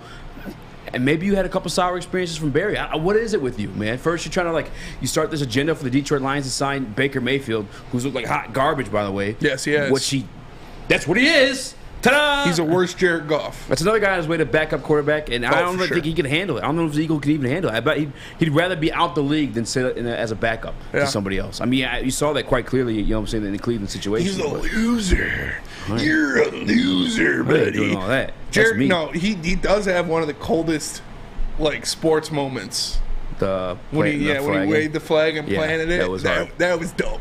After getting the dub. But then Nick Bosa sacked him and hit the celebration in the NFL. That was pretty cool, too. Oh, Bosa sacked him? Bosa sacked him in the NFL and hit the flag wave and plant celebration. On Baker? Yeah. Oh, that's awesome. Yeah. My favorite was Stephen Tully when he sacked Tim Tebow. Everyone wanted to go do that. Yeah, and then he tore his ACL celebrating. That's when he sacked Aaron Rodgers doing Aaron Rodgers. Yeah, dude, Stephen Tulloch was an animal for a little while. He was. We'll get to it. That's probably definitely a podcast story, not a live show story. But no, Stephen Tully's a man. Yeah, no, the Cooper Rush though, too. I think I know what story you're going to do. Oh, yeah. But no, the Cooper Rush thing, too, man. The Cowboys 2-0 with Cooper Rush against, I mean, it's still the Giants, but the 2-0 Giants who won a game against Titans aren't that looking. I guess, I'm not going to give the Giants credit. F them. But nonetheless, though. It's still an impressive win. It is. The Giants the Bengals one especially to me. What it quite clearly shows me, and you saw that's how they sealed the game last night, is that defense is maybe one to be concerned of. Mm-hmm. Now, I think we have the strengths, and hopefully they're healthy when they get there because the way things are looking now, I don't know how that's going to be, but the come in. The offensive line. Hello! Penei Sewell, Taylor Decker, if they are healthy at that point, I think they've give Micah Parsons not a run for his money, but I want to see Micah Parsons versus Penei Sewell. Yeah, because those are two. You know what I'm saying? The Lions fans are like, Alpha that's the one Alpha. guy I'll allow you to say in that draft. I'd rather have him over Penei. That was the guy I wanted. Micah Parsons for sure. I did. If you would power rank that draft class, and I'm trying to think of other names too off the top of my head. One of Trevor Lawrence is there too, I guess. Yeah, I mean Micah Parsons. Going 2 in that draft, you think? Or no, because quarterbacks still hold value. No, because it's Trey Lance. Was it 2019? 2020, if I'm not mistaken, or 2021. 2020, I'm going to say. If last year's... No, it was 2021. Yeah, 2021. Because first was Micah. I'm sorry, not Micah. I apologize. Trevor Lawrence. Then Zach Wilson. Trevor Lawrence, Zach Wilson, Trey Lance, Kyle Pitts, Jamar Chase, Jalen Waddle. Ooh, Jamar Chase is in there too. Penei Sewell, J.C. Horn, Patrick Surtain, who has proved that he's a stud. Devontae Smith, Justin Fields, Micah Parsons, or Sean Slater. Knowing what you know today, both in how good Micah Parsons has been and how good, obviously, Penei Sewell is, who would you... Did we make the right pick? I don't think you can go wrong either way. Yeah. I like it personally. Well, I mean, what do you want me to say? I know. I like it. I think we made the right pick. I think Penei Sewell is the right pick. This is a guy who's going to be a stud on your team for 20 years. So, yeah. I love the pick. I ain't mad at you. I ain't mad at you for that one. But I wouldn't be mad at Michael Parsons either. Dude's a boss. Yeah. Stephen A. Smith's out there calling him the next Lawrence Taylor. Dude, we watched it last night. We tripping out because he's not even that big. Yeah, he's not, and he's still bullying offensive line. Yeah, and you see Myles Garrett. I think someone posted it on Twitter the other night. It was him in a suit, but he's just Myles Garrett hulking out of that Myles thing. Garrett is a monster, dude. Yeah, Myles Garrett. Von Miller's a big dude. These edge rushers are typically fairly big. Yeah. Micah Parsons don't look that big. Yeah, he's tall. Obviously, he's athletic. That's just crazy to me, man. Micah Parsons is I'm not mad at people calling him whatever the hell they want to call him. He had 13 sacks his rookie year. And he's damn on impressive. pace to do it again. Damn impressive. I'm mad at it, man. But what makes me happy, the opposite of mad, is a can of Citron. All right? Citron's the real deal. And right now, you guys can try this 6-pack sampler at CitronWorld.com/Red Wings. Make sure you check that out. They got the cranberry. Okay, they got the OG and the sugar-free trying to lose some LBs. Check them out. CitronWorld.com/Red Wings, the official energy drink of the Detroit Red Wings, who play their first preseason game tonight, Spinny. Actually, as we close the show. This is Woodward Heavyweights. You guys haven't already, hit that like button, and we'll be right back. New to the game or a season better? OddsTrader.com has everything you need to make the right bet ahead of kickoff. Begin your handicapping journey with OddsTrader. Improve your edge by finding the best price on every game from sportsbooks in your backyard. Take advantage of the numerous sign-up bonus offers to pad your bankroll. Dive into key game statistics, player performance, and even account for the projected game day weather. Best of all, you can use the OddsTrader Bet Tracker to keep a log of your action. Welcome to OddsTrader, and best of luck. Hi, I'm John from Better Rate Mortgage, and to me, family is more than blood. That's why I have the biggest family in Metro Detroit. If you're looking to buy a house or refinance and need a loan, come get treated better than family by me and our entire team here at Better Rate Mortgage. We pride ourselves on giving you better advice, better service, and a better loan experience. That's why we are Better Rate. If you're looking for a new mortgage, come get treated like family. Actually, better with Better Rate Mortgage. Visit us at mybetterrate.com or call at 248-480-4467 today. What up, dog? Welcome back to the Woodward Heavyweights. I'm your boy Eazy, joined by my man Spinmo Rex. What up, dog? Your young Sus in the TD booth and JB Smooth with the 1s and 2s. Go ahead, show them off the V there, Sus. Hi. Live only. Yeah. On WoodwardSports.com. Make sure you come check us out. Check it out. Check it out. Hop in the Woodward Sports chat. You guys want to talk that crap. I'm actually curious, too. I brought it up. I saw Joey 2 times brought it up in the Woodward Sports chat. I can't lock and seal the deal on this win. I know that on the prep it says, can the Lions beat the Seahawks without Swift and Amon-Ra St. Brown? We're also missing Tracy Walker. For the year. I think he had over 100 tackles last year. The game-winning play, I literally would blame on, if Tracy were there, I'd say that doesn't happen. I agree. From this last Sunday. I agree. And obviously, Juju's going to have a full week, probably prepped as a starter. And I'm hoping he performs better in that. Yeah, Tracy Walker had 108 tackles last year. I can't guarantee this, man, as a locked-up win. Can the Lions beat this? Yes, they can. I can't guarantee it. Just based off what I've seen, both in our defense, out of guys breaking containment and going for a run of the quarterbacks. And especially missing the one guy who got the lone sack on Jalen Hurts was Tracy Walker. Mm-hmm. Now, obviously, again, Geno's not Geno's not Jalen Hurts, but we're gonna miss him, man. We're gonna miss him. We for miss sure. John Kaminsky too. I think he led the team in pressures. Yeah, because still to this day. To this day, he's still the to this day Lions leader in pressures, quarterback pressures. I mean, nobody pressured Kirk Cousins last week, so I'm not surprised. We did better than people said, though. I swear. I don't think so. I got the numbers somewhere. Shout out to we had one sack. As only had the one sack. I know Hutchinson had 2 pressures himself. That is something they're going to have to improve on for sure. Is getting to the quarterback, is making the quarterback scared to stand in the pocket, is doing things like that. I need to see more out of the offensive line. I need to see more out of, the defensive line, excuse me. I need to see more out of Aiden Hutchinson. And we talked about it yesterday. I'll give Hutchinson a little bit of a pass from his performance from last week because of the injury, because he was dealing with that. He was obviously not 100%, but you need to see that guy get in the stat sheet. Yeah. You got to get in the stat sheet. And 2 pressures is not getting in the stat sheet for me. I want to see you get a tackle. I want to see you get a sack on the quarterback, get a tackle for loss. And I'll give him some credit. He was dealing with a big injury, dealing with that thigh contusion. I'll give it to him. I'll give him that week. But this week, I'm going to need to see a big game. Big game coming up next. Out of Aiden? Yes. Yeah, he moves around, though, too. You know what I'm saying? Like, sometimes he does take that interior role. And the mention of John Kaminsky kind of reminded me, too, is like, much like those interior defensive linemen, which you and I both played at certain points in our high school careers, like, sometimes your work is unappreciated. Like, sometimes you are just there to pressure. Sometimes you are there to fill the gap. Now, Aiden, I know, we drafted him as an edge rusher, and that's what we think of him initially. But quite clearly, he's moving all across his defensive line, and I wouldn't be surprised if sometimes his role is shit like that. But nonetheless, you do want to see at least a tackle in there, bro. Like, at least give me that. You know what I'm saying? And I chalk some of that up to the injury too. Like, I ain't gonna trip over him like that, too much. But I think missing John Kaminsky. I'm not calling Aiden John Kaminsky, but like, I think he felt that role to a certain extent in a certain place for us, But I think we're gonna miss him. Well, we could definitely beat the Seahawks team, though. I'm not really tripping. I'm not either. It's without Tracy Walker. You're still, even though they have Geno Smith, you're still dealing with Ty Lockett and DK Metcalf, like two good receivers, 2 very good receivers. So, we'll see how they adapt to that. We'll see what goes on there.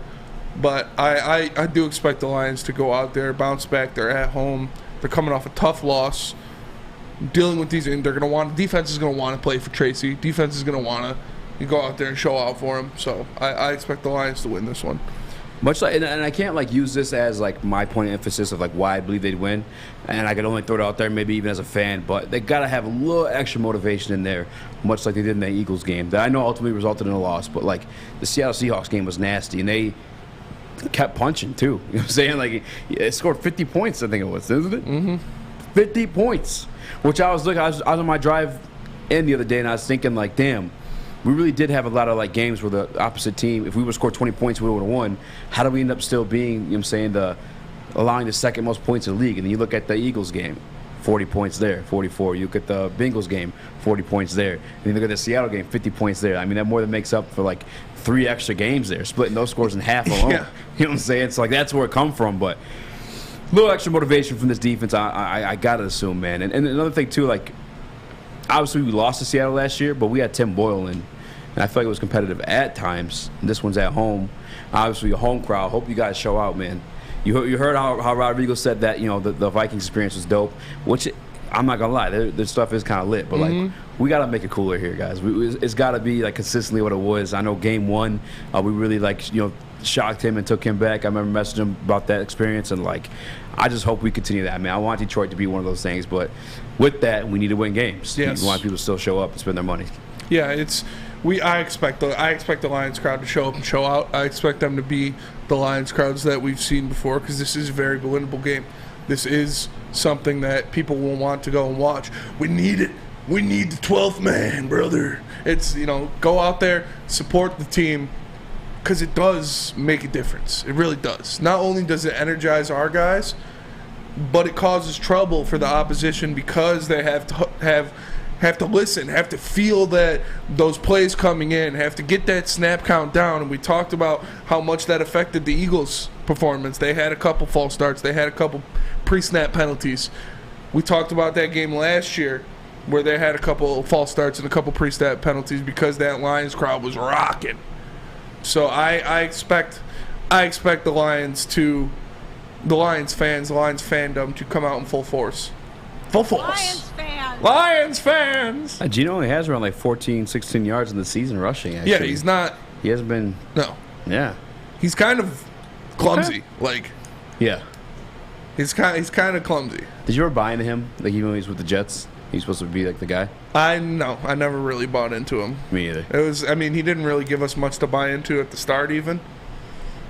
But, yeah. I think he went like second round, though, too, didn't he? I don't think he went the first round. I believe he went first round. He could have been in the first round, maybe right at the end.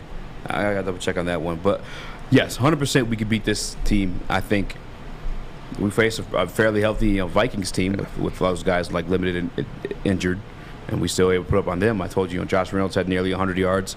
I think DJ Chark's going to be a lot more utilized too, such as TJ Hawkinson. We got to get hot going, man. Just because I'm the disrespect in the chat, guys. Like, that's wild. You guys are, like, speaking on my man's name like he, like, was looking like Ebron out here. You know what I'm saying? I get he had drops this year, but, like, think of the Hawkinson the prior years. Like, you just didn't see that stuff. It's just crazy to see the amount of disrespect on him. But deserves a little bit of it. Deserves a little bit of it for sure. He hasn't been performing up to his standards. He hasn't been performing up to what we've seen him do before. So partially it is Joey 2 times in the WoodwardSports.com chat saying Sus got that dog on him. that was the one. That's a good one. That was the good one. But Joey, yeah, we need TJ Hawkinson to perform. You've talked about it. He also needs to be given the opportunities to go out there and perform. So I'd like to see him get targeted more in this game. I'd like to see him make use of those opportunities, go out there and put in a good game. Woodward Sports Chat's wondering if we could switch up the costume. I'm seeing from Steve-O. Steve, I ain't gonna lie too, fam. I ain't balling like that. But if we wanted to pull a fundraiser, maybe like do like you guys buy us a costume, we'll wear it for Pick'em. Do a virtual bet, 100%, or a virtual vote on what costumes worn next. Like, I'm 100% down. You guys, WoodwardSports.com chat. You buy us a costume and we'll use it for our Pick'em. Dude, we got a whole season. It's got to be family friendly, though. Yeah, it's got to be obviously TV appropriate. But as I'm wearing this, I'm telling people what to wear. No, I don't mean it like that. But it's just funny looking at myself like this. Your head looks real long. I know. In that, it looks really long. Like just long. Yeah, everything. Yeah. Yeah. But extend that neck. But. Oh my God! That's extra bite right there.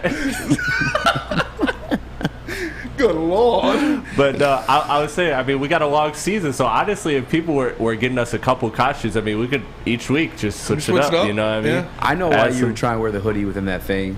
Because you got that red shirt on. It's just too similar to ketchup. It just goes too well. It goes too well. Yeah. I missed it when I was trying to put it on the bun. I just missed it. That's fair. You know, it's if you need some protection against bad picks or bad costumes like Jan Sus, you should go to Guardian Alarm, because Guardian Alarm keeps you safe and gives you peace of mind. Whether you're at home or on the road, with their 24/7 local monitoring, they make sure what's important to you stays safe. All you have to do is call 1-800-STAY-OUT. That's 1-800-STAY-OUT right now, and let them know Woodward Sports sent you. We are the Woodward Heavyweights, and we'll be right back. Hi, my diamonds. It's Crystal with an X.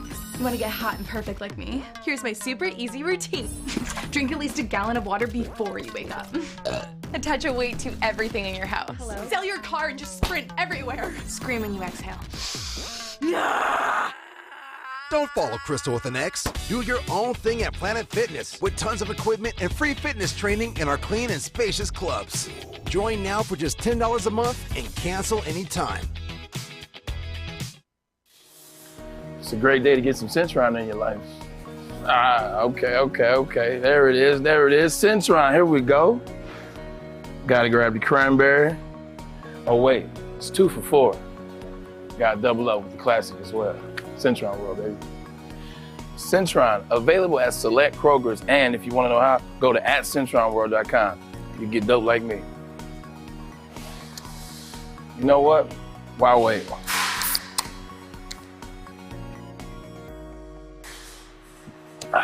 Great taste, guaranteed.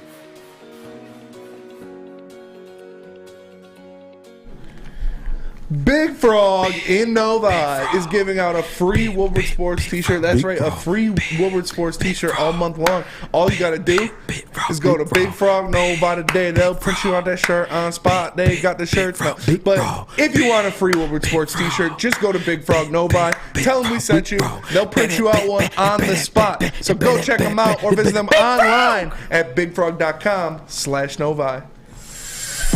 What up, though? Welcome back to the Woodward Heavyweights. I'm your boy Eazy, joined by my man Spin Mo Rax. What up, though? We got Young Sus in the TV booth, JB Smooth with the 1 to 2s, and we are rocking out on a Tuesday. We just had Malcom Rodriguez on. If you guys missed it, you guys should always rewind. I'd say about an hour ago at this point. If you haven't already, hit the like button. Welcome back to Woodward Rodrigo, live on WoodwardSports.com. Sus, just throw these up. All right, they touched on during Armani and Edwards with Maz, the power rankings from PFT, Pro Football Talk, Mike Florio. I don't send them. Yeah, I don't get it, man. This is okay. They're definitely sitting in the heavyweights chat from what I'm looking at, but okay, I see. It's just I don't understand, man. You got the Lions again, ranked at 20, which is -3 spots from where they were last week. Now, I get they lost, you know what I'm saying? But, like, here are the teams we have ahead of the Lions right now. The Seahawks. What? I got to look at the betting lines. I'd assume we're favored in that game. The Falcons. They've won one. They just won their first game. They're up 2 spots. The Saints, who just lost to the Panthers, who are ranked above them, who looked awful all year. Nonetheless, man. They got the Bengals in their top 10. He has the Bengals in the top 10. The 1 and 2 Bengals in the top 10. How do you have the Bengals in the top 10? Over the 2-1 Browns. Over the 2-1 Broncos. And I don't even think the Broncos are all that, but, like, come on, bro. The 2-1 Vikings, who beat the number 4 team you have. Mike Florio, I respect like everything you've become in the sports media world. This is what? Yeah, this is asinine. Yeah, I'm trying not to swear. But unless, I mean, encourage us to make our own power rankings once again, Spinny. What you working with this week? I did top 10. Top 10? Is that what we're doing? Yeah, I got my top 10 too. So I did top 10. One, I still got the Bills. I still think the Bills are the best team. They were out with their entire secondary was out in that game against the Dolphins, and they barely lost. Go solo cam for this one, so I'm going to go with the Bills, number 1. Number 2, I got the Philadelphia Eagles. I think they've shown it. They have, maybe not the MVP frontrunner, because I think Lamar Jackson is the MVP frontrunner, but definitely number 2 in that MVP race in Jalen Hurts, playing very well. He went out there, and Washington tried to make him win the game from the pocket, and that's exactly what he did. He threw the ball well. So I got the Eagles at number 2. Number 3, that's where I got the Fins. Dolphins come in. They're impressive. They're undefeated. They beat the Bills last week, albeit the Bills were missing a majority of their defense, literally their entire secondary. So I'm going to put an asterisk around that game. But Tua's looked good. Jalen Waddle and Tyreek Hill are a deadly combination, and their defense is as solid as it is every year. And then I got the Chiefs at number 4 because I still think, it's still Patrick Mahomes, still Travis Kelce. They're going to figure it out. They have that Super Bowl pedigree. They have a lot still on that team. I got the Chiefs at number 4. Number 5, I got the Green Bay Packers because I do think they're going to figure it out. Offensively, we saw Aaron Rodgers get very comfortable with Romeo Doubs in that game against the Bucs. I still think the Packers have a top 3 defense in the NFL. They're loaded on that side of the ball, and they have Aaron Rodgers as well as probably the best running back tandem in the NFL with Aaron Jones and A.J. Dillon. Number 6, I got the Bucs right after them. Tom Brady, still the GOAT. The Bucs were missing a lot of pieces in that game against the Packers. They were missing Akeem Hicks. They were missing Mike Evans. They were missing Chris Godwin. So once they get healthy, they will prove that they are still a great team.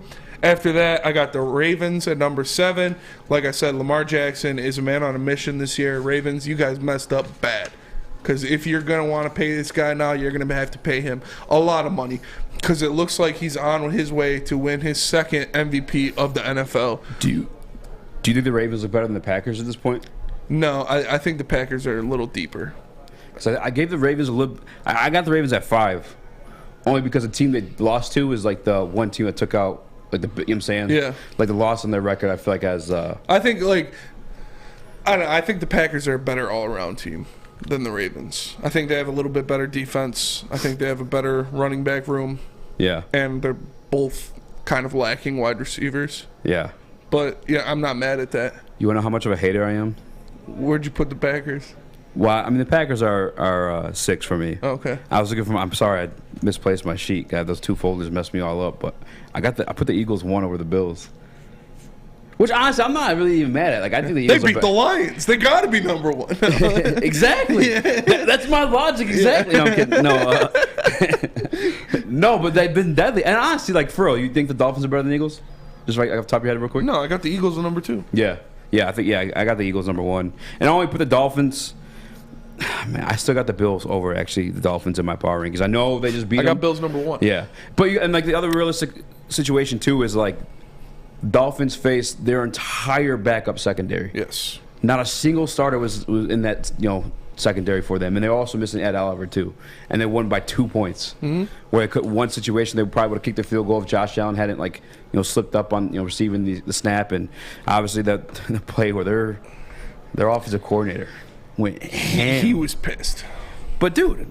Could you imagine having to sit through 48 minutes of watching Tua Tagovailoa play football? No, I'm kidding.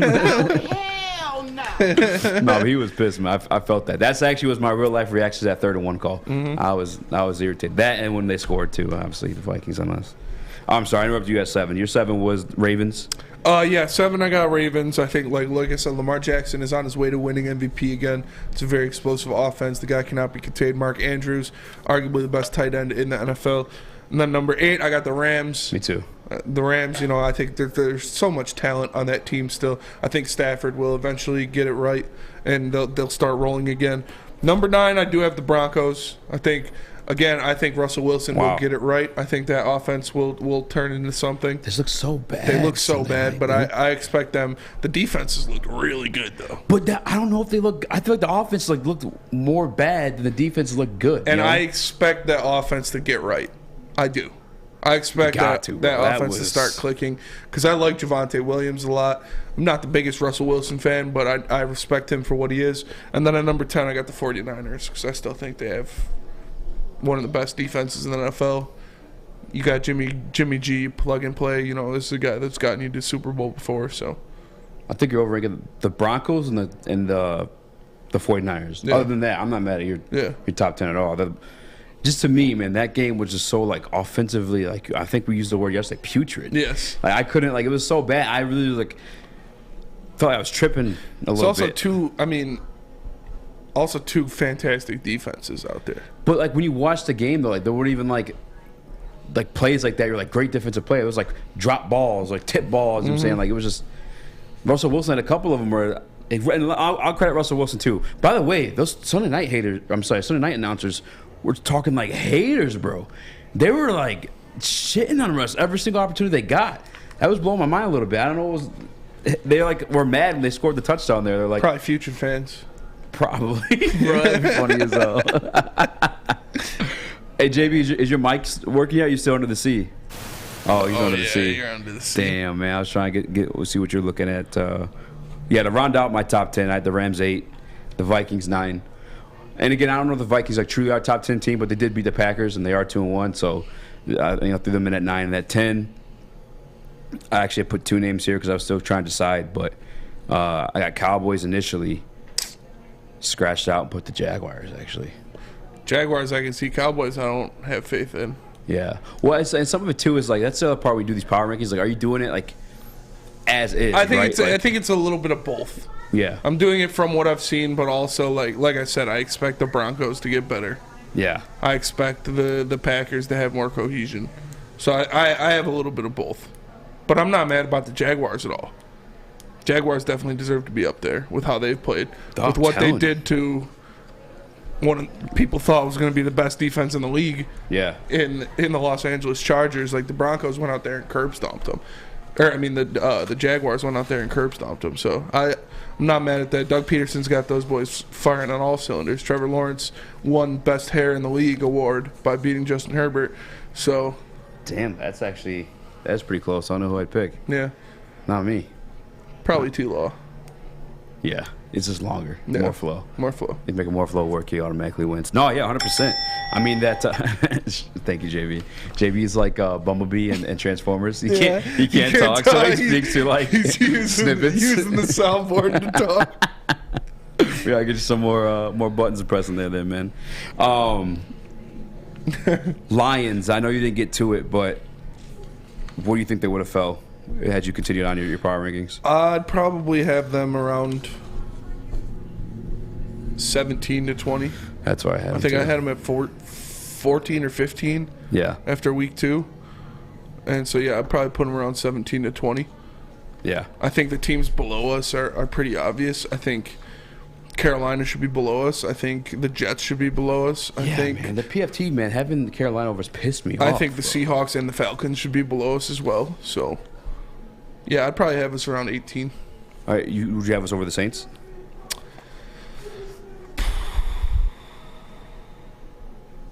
Probably. I say so too. Murph in the Woodward Sports Chat asks, as part of my take Troan, they have JG in their elite quarterback category. I had to get filled in on that one too. Yes. Yeah. That's what part of my take does. I guess they're friends with him or something. They're just trolls, man. They're funny. They had a Kirk Cousins bar, like a level. One of their ranked. Yeah. One of their tiers was Kirk Cousins, and Kirk Cousins wasn't even in it. Those guys are funny, man. That's a really funny list. But yeah, they had that's fair. Kirk Cousins is like that tier. I put golf in the Cousins area. I saw this thing. It was like NFL quarterbacks is just a bunch of Kirk Cousinses. And it was like old Kirk Cousins, and it was Matt Ryan. And it was like young Kirk Cousins, and it was Mac Jones. It was like Kirk Cousins' cousin, and it was Carson Wentz. It was pretty funny. I could see that being the case. Yeah. That's funny. Well. Yeah, he's in the WoodwardSports.com chat. Murph said, never mind. They also have Cooper Rush as him. Dude, he's played well.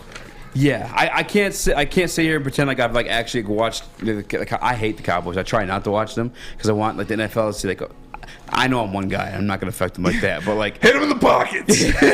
Not even the pockets, bro. Just the ratings. Stop. I don't need a Cowboys game for every Monday night and Sunday night football. I just don't.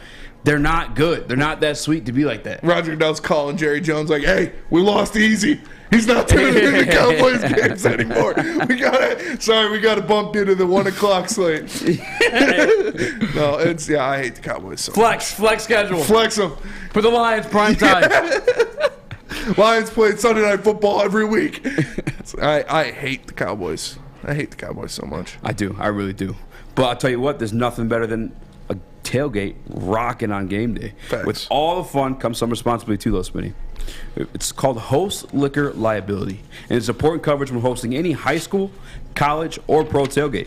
Let our guy Mark at Swiss Insurance make sure you are protected so you can enjoy the big game.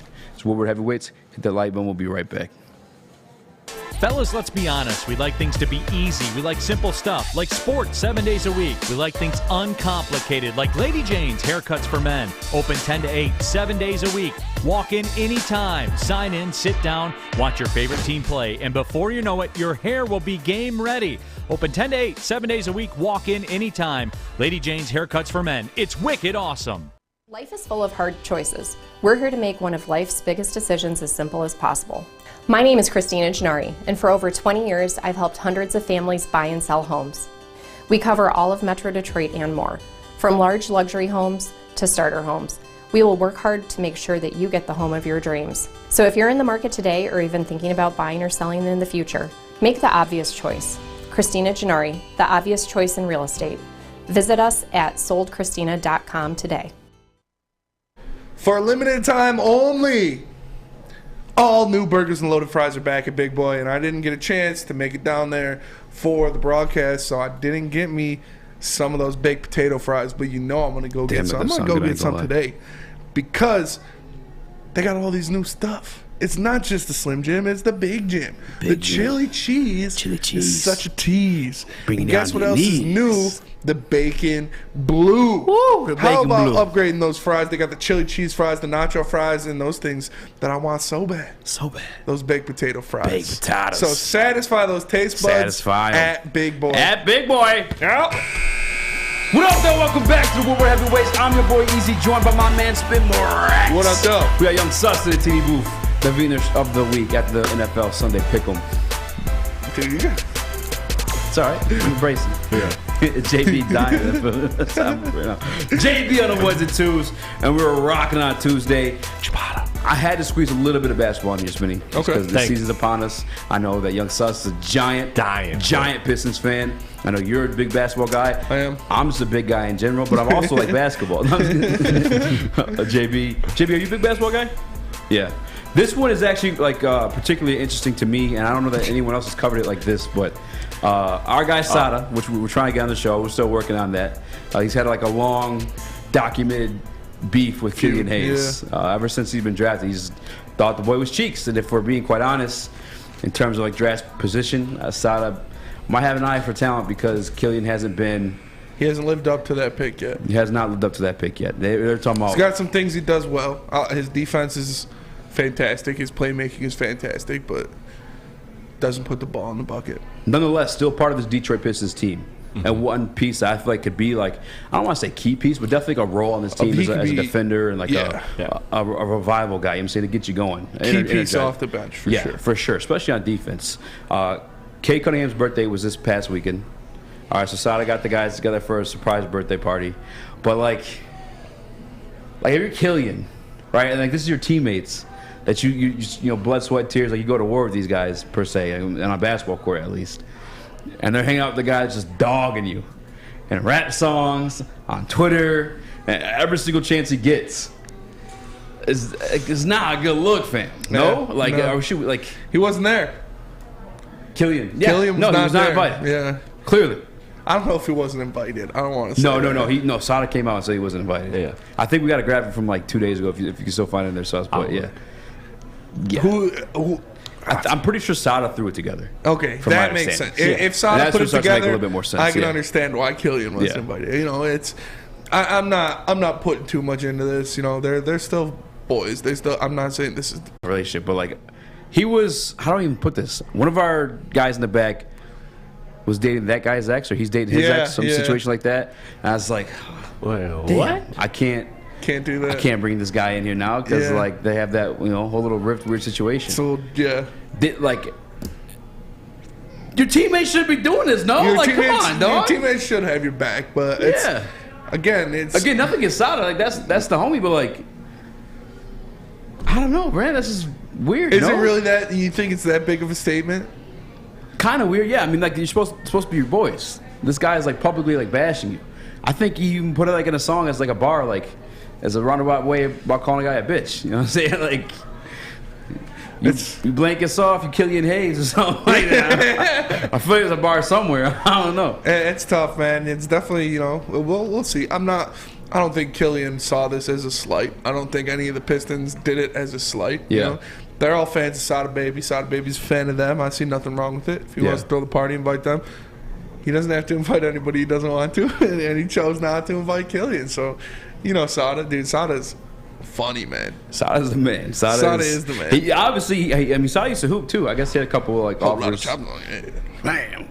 Sus, get off your phone, dog. I'm trying to get You're grounded, I'm trying to get it in the chat. I'm trying to get it. It's not in the Slack, so I'm sending it. All right, I'll send it if you want. So, what is your take on this? Because I know you're a big Pistons guy.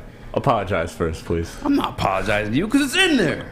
It's not in the Slack. Like swimwear, but nonetheless. It's in the group chat, not the Slack. That's what's taking me so long. That is blasphemous. But nah, I mean that's what the big deal is. Thank you. I apologize. Google it. Thank you. Google it. But that's what the deal is that it's Sada's party. Sada's made it public. He wants to be the Spike Lee of Detroit basketball. So should the Pistons said, hey, look, I know you got this beef or whatever, but you don't gotta talk to dude. Just invite him. Just because we gotta at least coexist. So I feel you on that. Like, it kind of hurt my heart as a Killian Hayes defender that he wasn't there. But it's also not a big deal. Like, I'm sure that Killian Hayes isn't tripping about it. At this point, he's got to understand that Sada Baby, no matter, Killian could drop a 50 ball tomorrow, and Sada Baby still could call it the weakest 50 ball. So, so it's one of those things where I'm sure Killian is over Sada Baby not liking him, and he just kind of either expected it or it is what it is. And Sada's one of the most lit rappers in the city, so, you know, he throwing a party for Cade, like, that's something that, you know, again, 14 out of the 15 guys in the locker room are going to want to do. So Killian can't be mad, and I don't think the Pistons should be that mad, or the players should feel bad about it. I don't think much of it. Think of how close knit the bad boy, even the 04 team. You know what I'm saying? Like, when Chauncey got traded, Rip cried. Yeah. I think they both cried. You know what I'm saying? But they're just so like tight. I feel like given if the same scenario presented to those teams, and mind you, championship teams. You know what I'm saying? Like, you got to gel as a team for that stuff to happen. I feel like they're not taking trade in 04 at the mid-season to win the championship. So, like, trades happen all the time. You know what I mean? Like, brotherhoods are no, but I'm just talking about deeper than basketball. So to me, it's like it's not a big deal because ideally you'd like them all to be best friends, but that's not often the case. Somebody said Killian was in France. That's why he wasn't there. Oh. I saw that pop up on Twitter. If I knew my boys was, you know what I'm saying, going to be somewhere, and there's going to be some questions as to why I weren't that big, I go to France too. I mean, look, we're cool now. I'm going to go, but, I was in France. I had that thing. Got that thing. Yeah. I couldn't make it. With the girl with the hairy armpits and the cheese, He just starts speaking French, so we don't even understand. Yeah, parlez-vous français? Du busy. Yeah, me. I just, like, for real, though, you think 04 Pistons or the Bad Boys, you think they're going? Yeah. No way, though. There's no way. Yeah. They're going. If Darko didn't get invited, hold on. Yeah, come on. Right, look, I get Killian's not what he was supposed to be, but do not Darko him. I'm just saying, it's like the Lindsey Hunter. Say Lindsey Hunter. Sada Baby doesn't like Lindsey Hunter.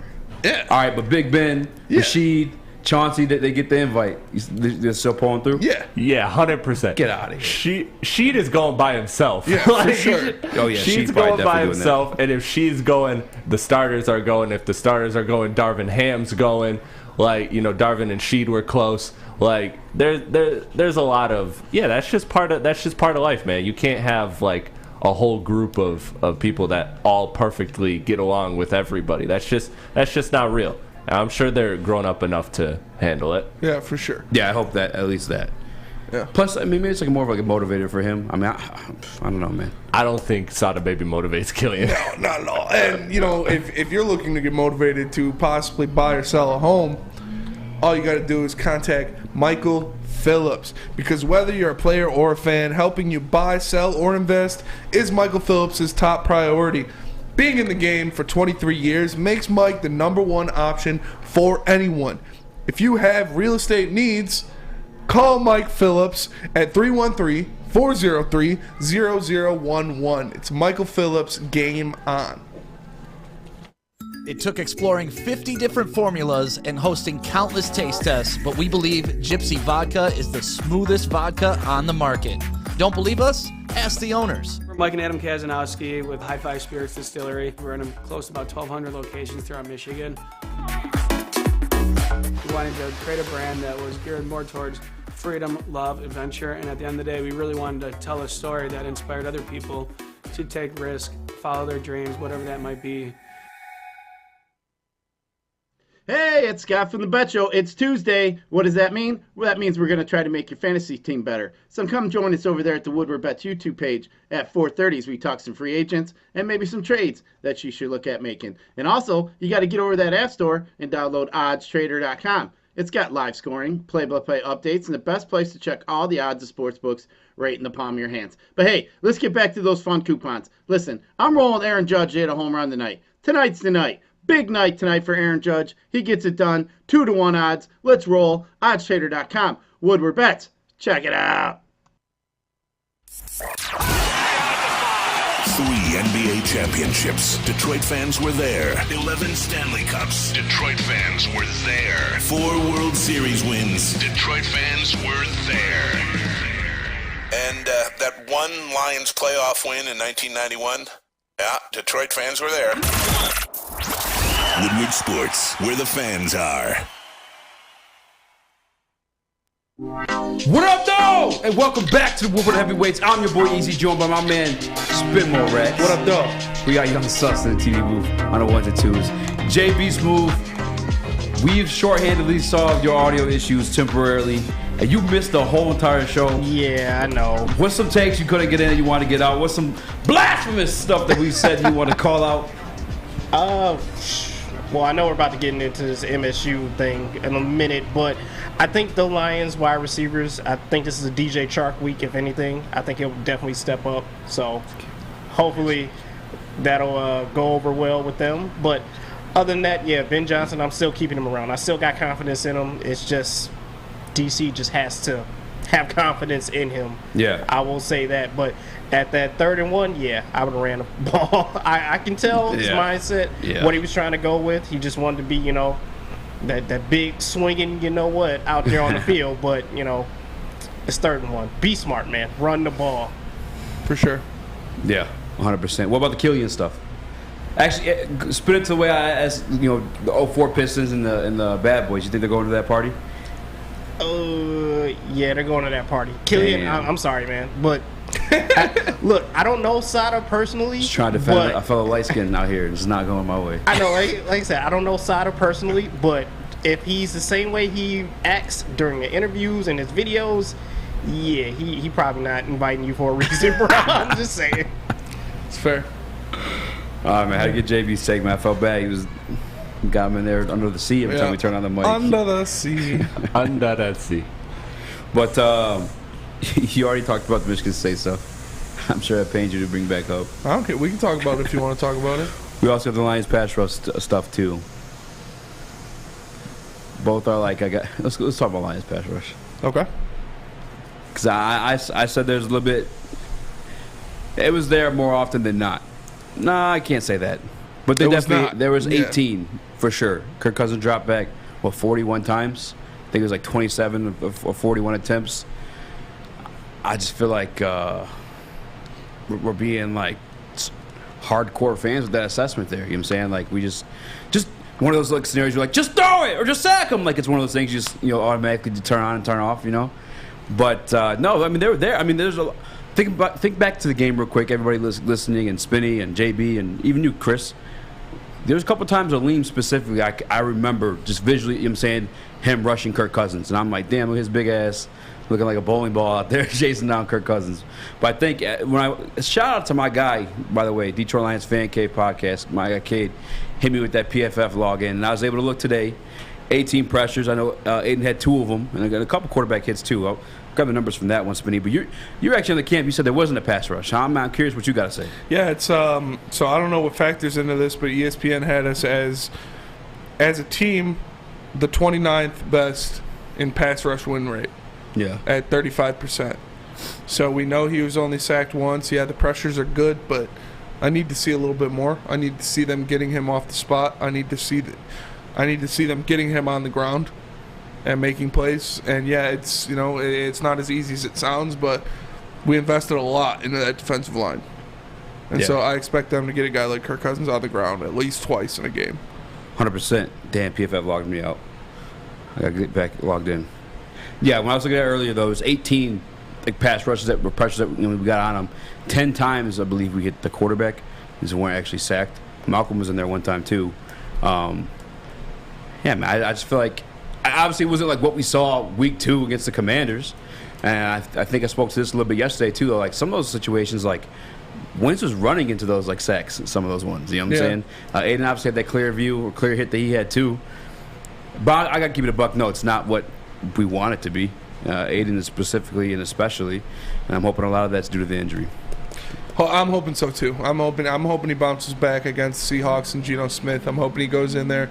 And I'm not expecting, 3 sacks in the first half. I'm not expecting anything crazy like that. But I want to see him in the stat sheet. I want to see him putting his name on a game and making efforts to change the game, because that's what you expect out of a guy you draft #2 overall. You expect him to be a game changer. You expect him to be in that backfield causing havoc. And we didn't see that in the first game, and we didn't see that in the third game. Yeah, Honolulu Fan Cave. Make sure you guys check out that podcast. Hook me with the PFF logins. But again, my measurement for him is Chase Young. And Chase Young came in, caused havoc like right away. I also remember Chase Young getting banged up and like dealing with any type of like injury throughout the season too. Like he did not practice last week, other than Friday. You know, so I'm chalking up to that one. JB, you got a mic though, and obviously a football fan. What do you think of the Aiden Hutchinson stuff, drama, whatever you want to call it? You said drama? I don't think it's drama. Anything. Just drama in the fan base, I guess, not like actual drama with him. You're right. I mean, give the guy some time, man. He's still a rookie out there. It just takes a minute. I know he didn't get to the quarterback this time, but coming up against Geno Smith, the man is not a world beater at QB. I mean, he's been bounced around the league to like 3 or 4 different teams. Yeah. Let's be real. Like he's not gonna make it, dude. Your camera's down, so I had to mouth the words for you. I'm like turned up. I'm gonna beat your fast. What is happening over here? Yeah, no, I was acting out my inner JB, but yeah, I agree with you. It's this is a big test. I'll put some of that on the fact that he was injured, but the rest of it, I need to see more out of him. Yeah. Tonight, I'm gonna dive into the Seattle Seahawks game tape. I had to bring myself to watch the Viking stuff today. I wanted to see that. Obviously, Jeff Kuda confirmed shadowing Justin Jefferson. Oh, yeah. He did have some safety help over the top a lot of times, but nonetheless, he still did his job enough where Kirk Cousins was forced away to look away and find a second read. Jeff Okudah, thank you, bro. Thank you for like showing up. I'm glad we finally got to meet this El Jefe guy we heard about, back at Ohio State. I'm glad he's here as a Detroit Lion, rocking the number 1.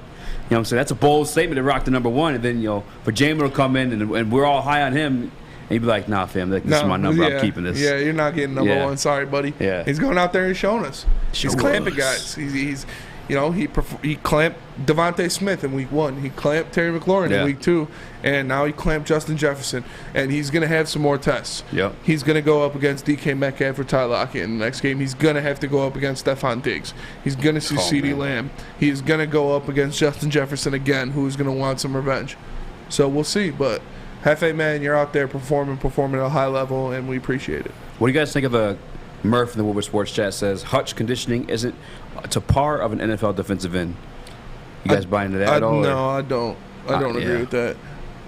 Yeah, not either. I know he looked tired at that one point. I think it was in Hard Knocks. He's like, "Oh, I'm so dead," like after practice. But I think everyone's tired at that point. Mm-hmm. And obviously, I think the injury will make things look a little bit different than like what they actually are too. You think he's lacking some conditioning, JB? No, he's not lacking any conditioning. I'm over here watching Spencer. You gotta just mouth my words, so I'm just like, no, he's not lacking any conditioning, man. He'll be all right.